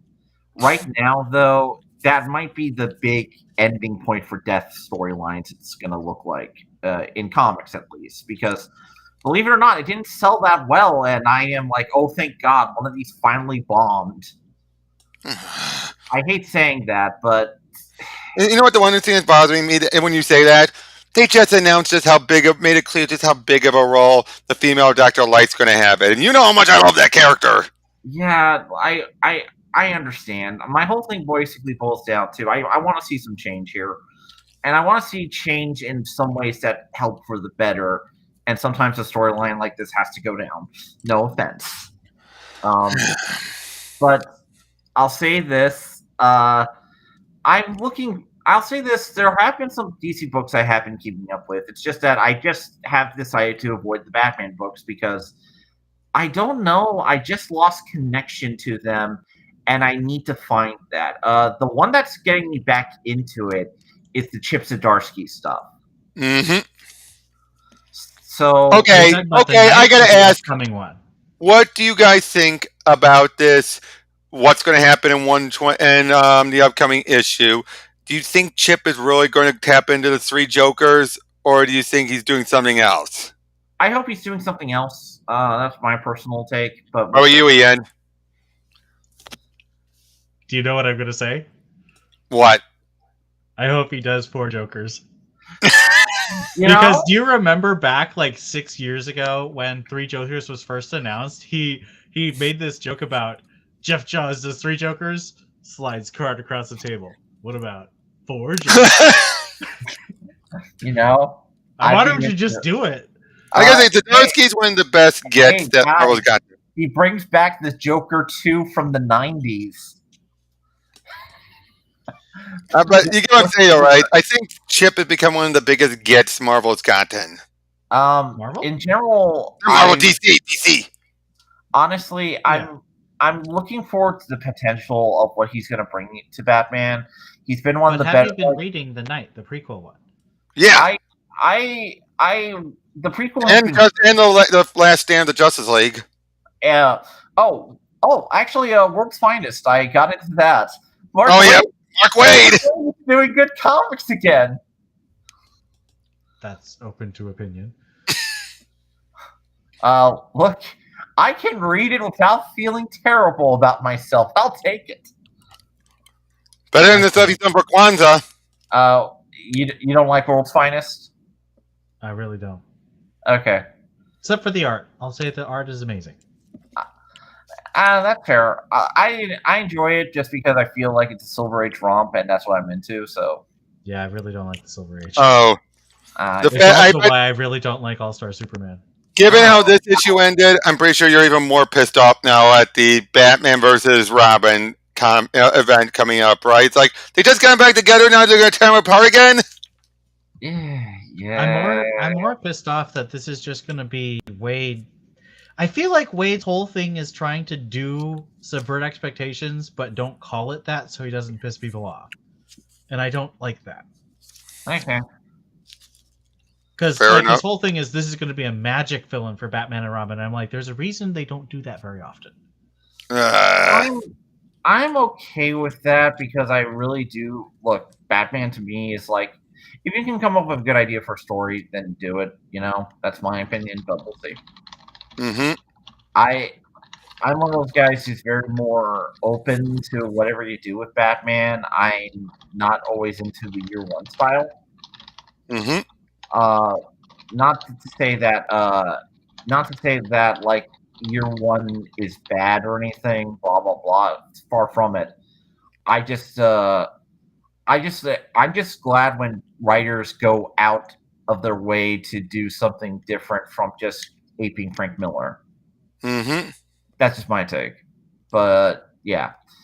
But overall, like, yeah, good, could be good. You know, like I said, I was just I just had issues like getting back in with Batman. Something lost me, and I'm slowly working my way back at best. And it might be a while before I'm back fully, and that just happens. Fair enough. I'm excited about Batman Inc. Surprisingly, Cool. Oh yeah. With what's his name? The writer. Michael Son and John Timms. Yeah. But John Timms is great. I've loved him on his Harley work. I Nice. actually really hate John Timms' art. Really? Yep. I'm a little disappointed that he's the artist, but Brisson really impressed me with the annual this week, Uh and huh. he He's did a done. really great job with the Peacekeeper one shot during Fear State. So I Yeah, think he'll do a good job. and yeah, but son, I mean, I'm trying to get him on for an interview. Which one? Brisson? Yeah. That'd be interesting. He's working a lot. Oh yeah. But I gotta say though, between Shadow War, War for Earth 3, and Trial of the Amazons, Shadow War was the best event. I haven't read the other two, but I thought it Trial of was the fun. I Amazon definitely was thought it a was. snore fest. It was I so thought it was boring. way better than Williamson's first arc. Williamson's first arc was just terrible. The Abyss arc, Yeah, it was awful. but it kind of set everything up for what's coming up with Batman Inc. Setup is fine. It's very poorly executed. Like, tell me what any single member of Batman Inc. does in that book. Fair enough. What these are characters with very rich history and have amazing, like, unique backstories and powers and countries, Oh, yeah, and they and were. they're You're right. literally You're right. mooks. When you say that, they were generic. But I will say this as well, though. I gotta say, what did you think of Williamson's hippie race? I liked it. I thought it was a fun take on the character. Too bad we're never gonna see it again, probably. Well, look, who knows? Maybe we'll see white. You never know. Maybe we'll see white-skinned vampire race again. Remember that? Look. I mean, look. I mean, it's a good take. No, I'm saying that's how he looks. He's completely chilled and mellow. Like I said, it's an interesting take. I'm cool with it. Okay, here's a different question. Have either of you guys ever played the Walking Dead games? I've The Telltale ones. I have played I've played a bit of The Walking Dead 1. I'll say this: if I am out of Batman, I am more out of The Walking Dead. Fair enough. I'm just talking about the game, not the comic. Yes. Okay. I like the game. I like the first one. I did not want to continue on with the series myself. I gotta say, I am one of those who is so ticked off by this upcoming Clementine graphic novel trilogy, especially when you read the interview with the creator. What's wrong with the interview, if you don't mind me asking? The creator of the writer and artist said, well, if you look at my books, a lot of it's semi-autobiographical. So when I was tapped down to do this, I actually looked over at Clementine and realized there's a lot of me in here. That's red flag number 1. See, you could say that in a different way, and it would be fine. But then red flag number 2, she doesn't script. She just comes with what the story comes to her and puts it down and draws it. Number 3, when you look at this character who's supposed to be Clementine's new love interest, it looks just like the creator. Wait, what? It's a self-insert to pair up. And also number 4, when it says, oh yeah, I love the game, only list everything from the first season. Okay. I've actually read stuff by this creator, and I'll say this. Her big problem, in my opinion, she's very acclaimed, but not as good as everyone says she is. She's very... Sorry? She's one of those creators who a lot of people prop up, and I always found her... I've read a couple of her graphic novels. Basically, she's good, but not the genius. Well, like, in spinning, okay, you want to know what she took from Hunter x Hunter? I should do those panels that don't show shit and just show words. That's what she got from Hunter x Hunter one time. And I'm like, oh baby. But still, though, but you get what I'm saying, though. Those are some pretty red flags, right? Red flags. I've heard some bad stuff about the GN myself, actually. So well, it's not even out yet. I want to push back a little bit on this, on terms of red flags. Not saying that I think it's going to be good, but well, self-insert, you gotta admit, it's bad. What? A self-insert to be the Oh love no, interest. I agree. I think it's the same problem with the way. I think that Mariko Tamaki is a very talented writer, but I think that she made a very basic mistake in how she wrote "I Am Not Starfire." She should have been much more clear to make the character not look like herself. Agreed. But here's the thing. I've looked at the way James Tynion, Tom King, and Scott Snyder and Grant Morrison have all written Batman in the last 15 years. Mm-hmm. Every single one of them writes Batman like themselves. So Grant Morrison writes Batman as a child caught in a divorce, and he also writes Damian that way because I am not kidding. This is what Grant Morrison's concept for Batman was, because Grant Morrison's world crumbled when their parents divorced. And so he writes the world of Batman and Damian crumbling because of this broken relationship with Talia. That's actually an interesting idea. Scott Snyder has talked constantly about how he can't write Damian because he became a dad. Right. And he talks about how Batman's just a guy who feels overwhelmed and he's just doing his best. And if you ever hear Scott Snyder talking about himself, that's exactly what he says about himself. Okay, I understand that. But Tom look, King, I think everybody knows that Tom King writes about sad men who are in love with a woman and have PTSD. Okay, I get that. I get that. And James Tynion feels like he's awesome. Gotham. No, James Tynion loves Gotham, and he writes a Batman who just knows and loves Gotham deeply. Like it's in his bones. He knows and loves this city and these people. All right. Okay.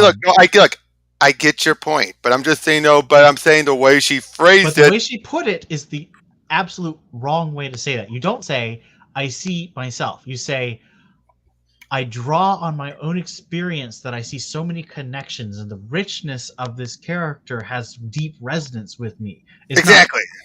This character is me. Like it also felt like, I only clicked because I saw myself in Clementine. Oh, that's a. And she also said that. Here's the other thing. Also, on drugs. I know. Here's the other thing she also said. Now apparently she is a lesbian. She has a wife, the creator, and she said, if we were in the and if I was in a zombie apocalypse, I wouldn't survive. My wife could handle it, and she's even more like Clementine. I'm just like, okay, that's even more saying that character, that love interest who looks similar to you, is a self-interest because you see a bit of your wife in Clementine. Yeah, this person clearly is not ready for prime time, as they say. Yep, or at least should not be given a whole trilogy right off the bat. See ya, Bianca. Should not have been given a trilogy right off the bat for Clementine, and having it be, I'm going to go on my own because I got to keep traveling. I'm going to leave AJ, this child I've been raising since he was born, and leave him here and ditch him. Try not to tell anyone, even though he followed me and everything, while I am on crutches. Yeah, look, this creator, I'll say this. One of the reasons I'm not looking forward to it is that, this is just my take, is that, look, it's another sad story about lesbians. Pretty much. In fact, once it's confirmed that this character is introduced, that looks like her, it's going to be in the set. She's already on the cover in the first few pages of the second volume. So you're like, oh great, she's here for the long haul. Well, the first comic she ever did was, the first one I read majorly by her was called Spinning, which is actually an autobiographical comic about her, like, giving up figure skating and coming to terms with being a lesbian. Okay, fine. Fine, yeah. Then it's like, next is the comic about two lesbians on the road together talking and sharing their traumatic experiences. And here's the other thing. At the end of Walking Dead, the final season, you can have Clementine be in a relationship with another girl or a guy. So obviously she's bisexual, but it's like, you could be, you're having her leave her potential love interest, unless they're going with the ending she never got with anyone, and with a self-insert. Yeah. Fair. Oh, and apparently to the point where she's found by a bunch. She yelps and or some makes some noise. A bunch of these women come at her with guns, and then she tried to claim she had her period early, and that caught her off guard, and that's why she yelped. Yeah. What? She does not get Clementine whatsoever. And the fact that Skybound is letting her have a whole trilogy to do this, it's like you realize there's going to be backlash. There are people who adore Clementine. I'm sure. And if you think they're going to stick around through this, when they're already pissed off you're having her abandon AJ, they did not think this through. I think this is one of those cases of I don't know why you. Well, they've been wanting to bring her into the comics. There's no argument there. Well, here's my take, and this is just my thing. Who writes for the Walking Dead video games? Why didn't you have them bring her into the comics? Oh, because those guys have already left after they finished it up. It's like we brought the people back from Telltale, and okay, you guys, you're let go now. So we're gonna give this character defined by other creators to a new creator for a graphic novel trilogy. Who not only said she only played the first season, but she emphasized saying, "I never understood Kenny. I never understood him at all." It's like you do realize you can pick different choices, right, to understand them if you want. I'm just saying, like, I mean, granted, I don't like Kenny personally. Yeah. But anyway, I actually have to get going because I have work in the morning. But it was good talking. All right, but yeah, it was great talking. It was Mm-hmm. Yep. You have a good one. It was nice also talking to you, Ian. Yeah. Have a good night. Yep. See ya. Go see Top Gun. I will. I'll try. Fly into the danger zone. Did that play in the movie? Yeah. Thank you. I mean, the whole soundtrack had bunches of cues from the original. And then there were two. You know something I've realized when I was looking back on when I did a couple weeks, like months ago, I did a video over that talked about Batman Face to Face. I forgot how long the ventriloquist stayed dead. He pretty much stayed dead up until the New 52. Think about it. They killed him 1 year later, and they never brought him back until New 52. Oh, that's right. Because they brought Dini had a female one ventriloquist who was barely you. But when you think about it, between Infinite Crisis and 1 year, and New 52, we didn't have and we didn't have him. I mean, I can understand people like Orca and Magpie and all that. It's like, yeah, but ventriloquist, he was the biggest name of those they offed. Or like I say, it did piss me off how they set up the Great White Shark, and then immediately when they did Gotham Underground, they took him out. They not took him out, but took away his seat of power and gave it back to Penguin. It was like, really? There was a lot of Gotham Underground was a very confusing series, and I don't think Frank Thierry did do a shake-up of the Underground status quo, but it's like, you just set this up with the Great White Shark, and you're already undermining it? Well, of course, because DC was not... I mean, they hired and fired Chuck Dixon for no good reason. True. Within a year. Like, they were not thinking through things. They were not talking to other people.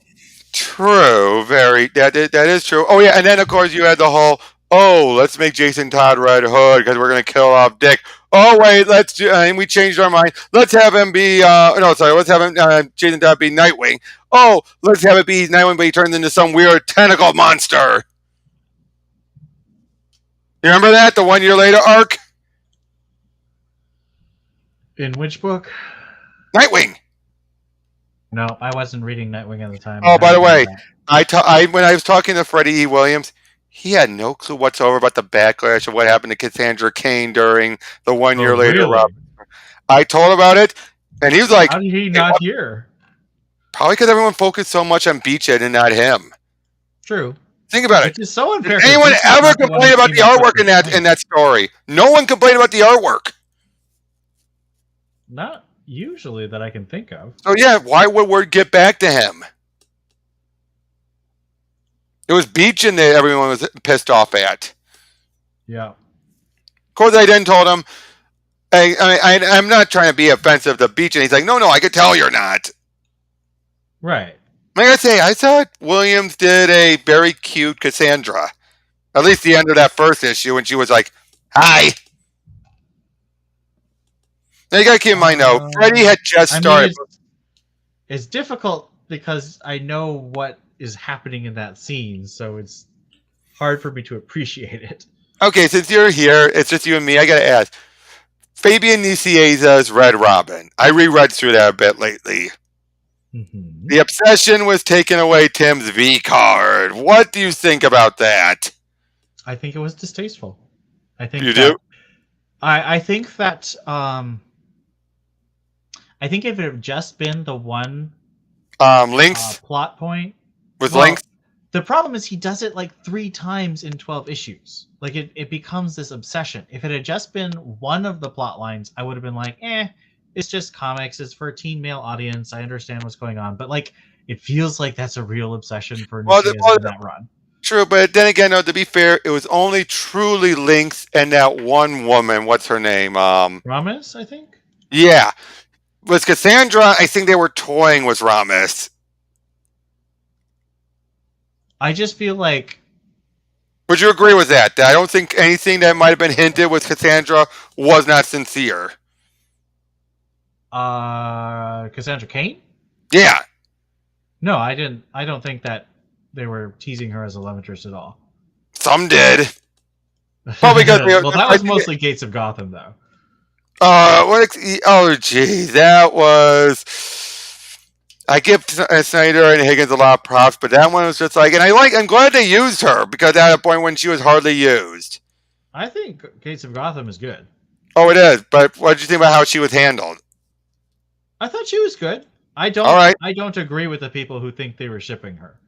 Well, the people thought they were shipping her with Damien, actually. Oh well, that would be weird. I know she's still older. She's a teenager.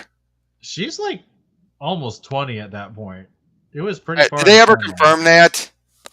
I mean, that's the difficult thing is they never actually gave her a birth date because of her whole backstory. Well, yeah, you don't want to focus on that.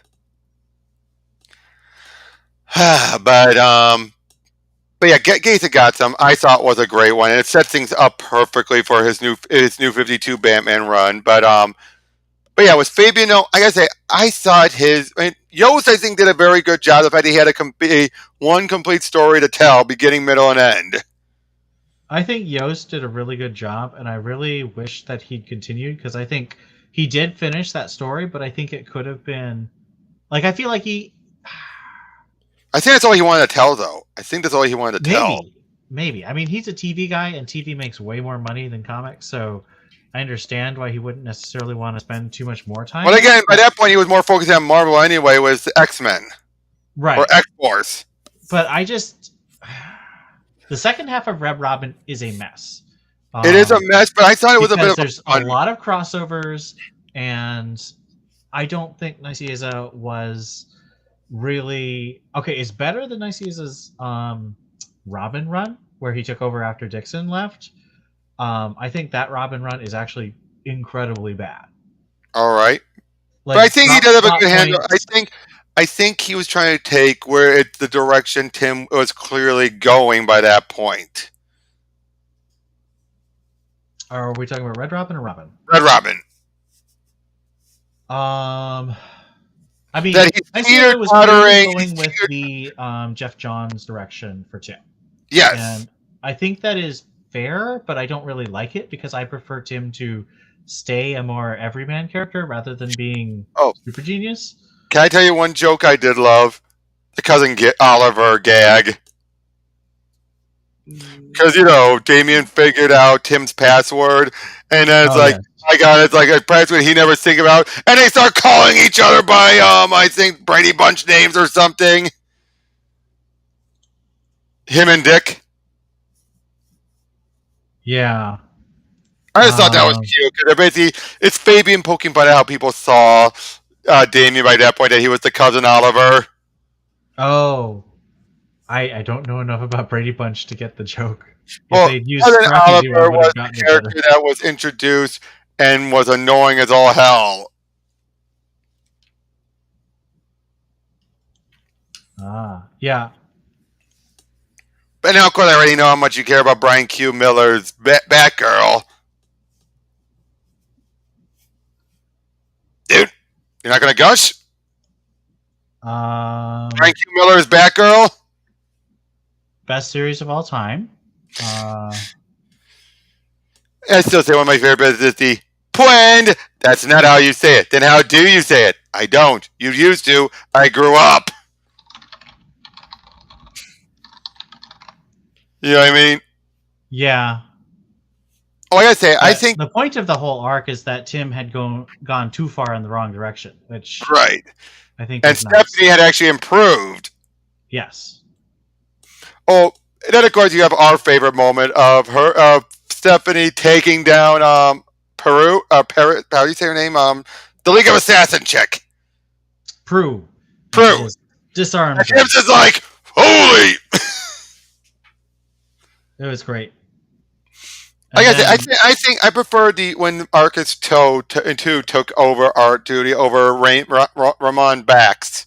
yeah, I really don't like the way Ramon Box was drawing at the time. I think he's improved since then, but he Yep. did stuff for both Red Robin and Batgirl, and I don't like either of those Oh, art I will say mediums. this: when it came to Fabian, I did like how he resolved very quickly the one dangling plot thread Chris Yost left, and that was Tim Drake engaged to an older woman.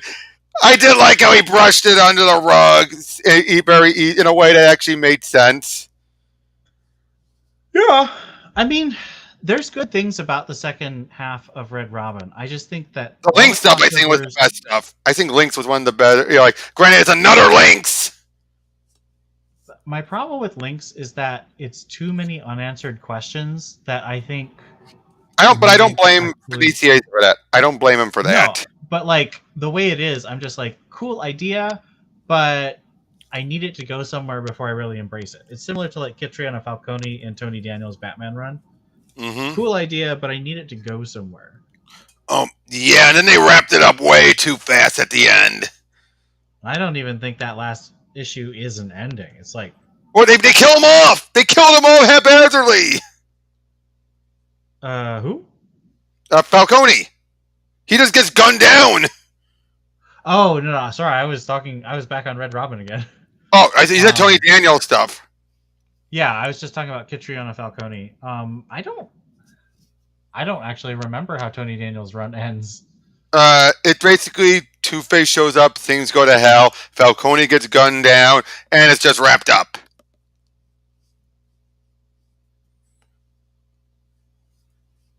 Tony Daniels is a great artist, but not a great writer. I thought some of his ideas were decent. How he was writing it. I just I didn't hate it either, but I'm just saying though, it was like good concepts. Your execution is the writing was yeah. I don't know. I have a fondness for some of the stuff he does because he involves Oracle and Huntress and their relationship with Dick, and I thought that was actually reasonably well handled. Oh, okay, I will agree with that. Oh, can I tell you what my favorite story that was done throughout all that? But it was done through a bunch of miniseries, and that was David Hines stuff was Jeremiah Arkham. I only caught pieces of that. I never read the whole thing. Oh yeah, you have Arkham Reborn, and you have the two parts in Detective. No. First, take it back. First, you have the Arkham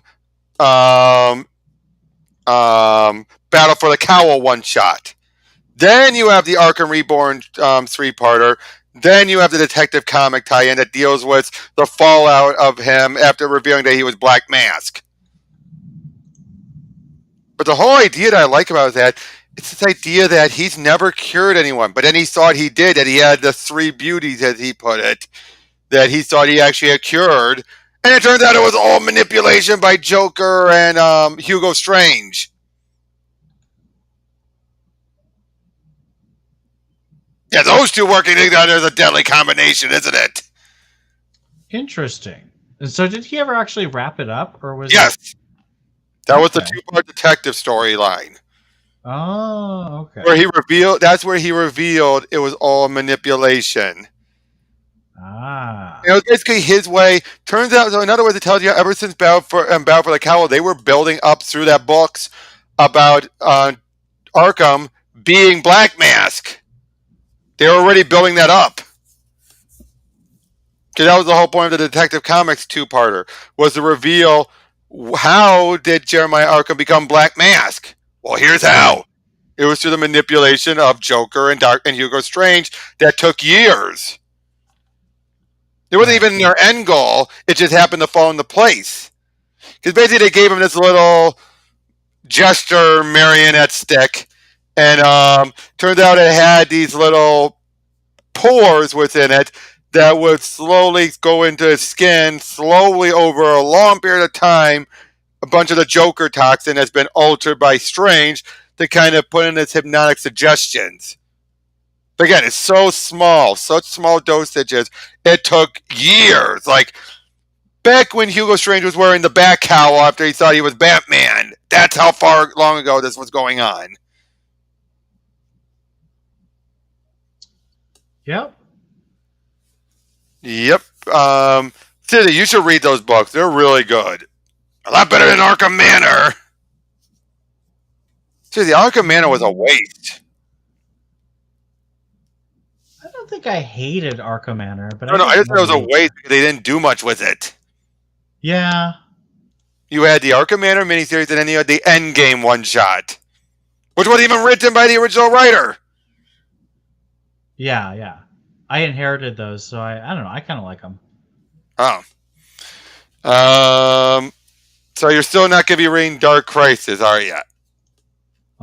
If you tell me that Steph is in it, I will read it.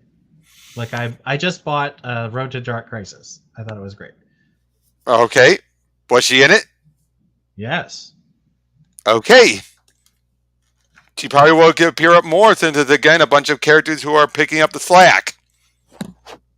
But how Hopefully. much does she have to be in it for you to decide to get it? Well, if Williamson does what he promises and does a scene with Steph and Kara, I'll definitely buy that. All right. And you'd buy the back issues just to catch up to it? No. Oh. Oh, I gotta say, with back to Brian Q. Miller's Batgirl run, one of the best final issues. Yes. The It fact that is he a made, tiny bit rushed, but it's still really well, amazing. given the circumstances, Yes. Well, and the fact that Grant Morrison kept screwing Brian Q. Miller over because Brian Q. Miller was supposed to write a crossover with Morrison, and then Morrison didn't turn in the script for like and then 4 more finally he months. did it in that one shot. Yep. But which I thought Morrison did a good job with handling Stephanie. I'll be honest. Yeah, I thought it was pretty good. But but still though, that final issue was just so good and how it basically showed so much he wanted to do. Now here's the big question though. In all honesty, do you think that was her and Tim's kid at the end of Um, her dream sequences? so in my head, yes. I think that more Miller wanted it to be Damien's kid. Wait, I thought they were implying a brother sister thing between those two, given the age gap. Um, I think he was writing it so it could go either way. Okay, but again, but how though? There's a big age gap between the two. Yeah, let me think. It's about 9 years. It's By not that too point, bad when he turns 18. true, but that just doesn't feel right. I understand. But again, I'm a guy who used to pair up Tim with Rose Wilson. Somebody read too much Jeff Johns Teen Titans. It was just that one issue. Oh boy, that was. You know what I mean? Actually, to be fair, when I Yeah. was going to be writing Teen Titans fanfic, I actually was going to have it be there was a love triangle between Tim, Rose, and Raven.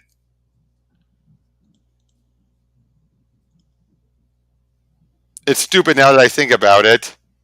Raven? This would have been a Raven that was closer to the cartoon Raven.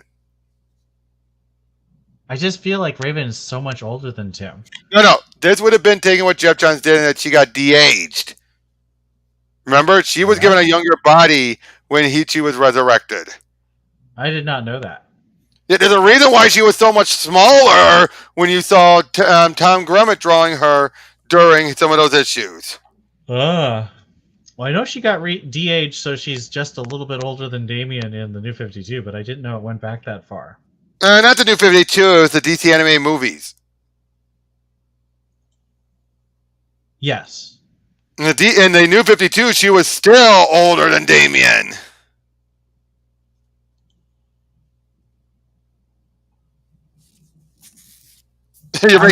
She was still older than him, but like not as much older. Okay, so I gotta ask, what is your thought? Sorry, she's X generation. So I guess what's your opinion on Jeff Johns' Teen Titans? Teen Titans has the same problem for me as Justice League, so I just don't read it. All right, even when Damian showed up near the end during JT Kroll stuff. I think I read the last issue of it. Number 100? Where they dealt with Superboy Prime? Yeah.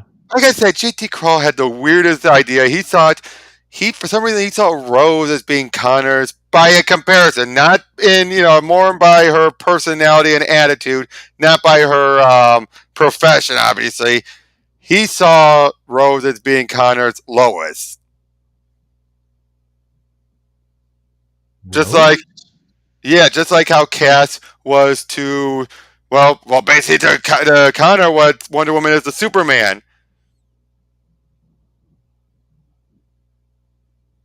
Rose? Yeah! You can still tell he was hinting a romance between those two. That's so weird. But the way he wrote it kind of worked. I feel bad for Kroll and how much he got screwed over with his Solstice character and how much Lobdell botched it. Lobdell and botching characters. Name them all. I mean, Lobdell's not the worst. I still like his Red Hood. I think Red Hood was a character that he was meant to write for a long time. I think his Red Hood rebirth was decent. I didn't enjoy a lot of what he did during the New 52. To be fair, I think that was him also. From my understanding, he was given a bunch of orders as well. Yes, but he didn't have to do it the way he did it. Oh, you mean like having? Now I gotta say this well though. They have all that stuff with Starfire. I seem to recall there were other moments where other artists beforehand, like in Countdown to Adventures during Countdown to Final Crisis, that miniseries where they had to be that. Oh yeah, Starfire still goes around naked at Buddy Baker's house. I'm not kidding. Oh my goodness. So it's not like it hasn't been done before. But I'm starting to get tired anyway, so I'm gonna start wrapping it up. Okay. Well, thanks for having me on. No problemo. Anything you want to promote? Everyone should go see Top Gun. It's great. Okay, besides that, anything you have coming up? Anything you're reading? The Batman Annual and Batman Inc. I'm excited about. Shadow of the Battle Mega? Everyone should definitely check out the Batman Universe comic podcast. That's obviously the podcast I do. And we're very excited about the Chip Zdarsky run, so that'll be exciting in July. What about the Ram V run? Yeah, we're excited about that too. I mean, it's kind of like two things we're really excited about at the same time. What did you say about Tamaki's final few issues with Riddler? I think it's interesting. Well, it's kind of more Shamus than Tamaki, I think. Oh, really? I'm gonna basically consider Shadow of the Bat Tamaki's finale. Her swan song. Yeah. But guys, I still don't get what happened between the penultimate and the final issue. What happened? There is a troubling gap between issues 11 and 12 of that arc. I don't. Yeah, what disagree. happened? You have it be where the mayor's wife puts the mask on and then I think boom. she puts everyone to sleep. Did anyone I don't know. explain it? Nowhere in the Yeah. dialogue do they explain it. You are not incorrect. So I tell you, and I gotta say also, I did not like the backup story by the end. I liked how it tapped into so much of the history. No. I agree. Those middle 6 issues where it goes through Nightfall and then No Man's Land were amazing, but then Yep. the ending was not worth the whole. Yeah, it basically made everything pointless. Yeah. But I felt bad for this kid. And I did like the bits when he realized you're not Robin, you're a different Robin. Batman's making an army of kids. Yeah.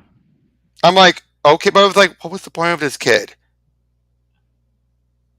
Or what Penguin said, he had no point. Points are for other people. Points are for kids. That's right. All right. So, anything else? Like, what do you think about these One Bad Day books? Well, I was thinking that DC was trying to market their other characters, and then they decided to commit all their At least they're monthly, though. At least they're monthly. For 8 months. At least they're monthly, though. They're monthly, but they're like 64 time. pages. Yeah, they're basically 3 books every month. True. All right. It's a lot of talent and a lot of money. Definitely. And I just don't like villains enough. I do like a lot of the teams, so I'm very interested in what Tamaki's going to do, and I'm very interested in what, obviously, King and... What about Tom Taylor? I know where you stand on him. At all. Right, who's doing the Bane one? Williamson, which I'm a little disappointed in, because... Why? I just don't think Williamson's the right writer for Bane. Well, Tynan probably should have done it, but he's gone. Yeah, he's gone. Seriously, I think Tynan or I gotta say, Tynan. would even been Can I tell you what was one of my favorite Bane speeches? Was from issue 3 of Batman TMNT 2. Oh, nice. That whole speech was perfect. And then when you go to think about it, so much of what he did was Bane in that mini set up his stuff in Joker. How Bane acted, some of the things he said about Santa Prisca and all that. Right. It set up things that he did in Joker. Yeah. All right. Well, we'll see you guys on the next one. Take care.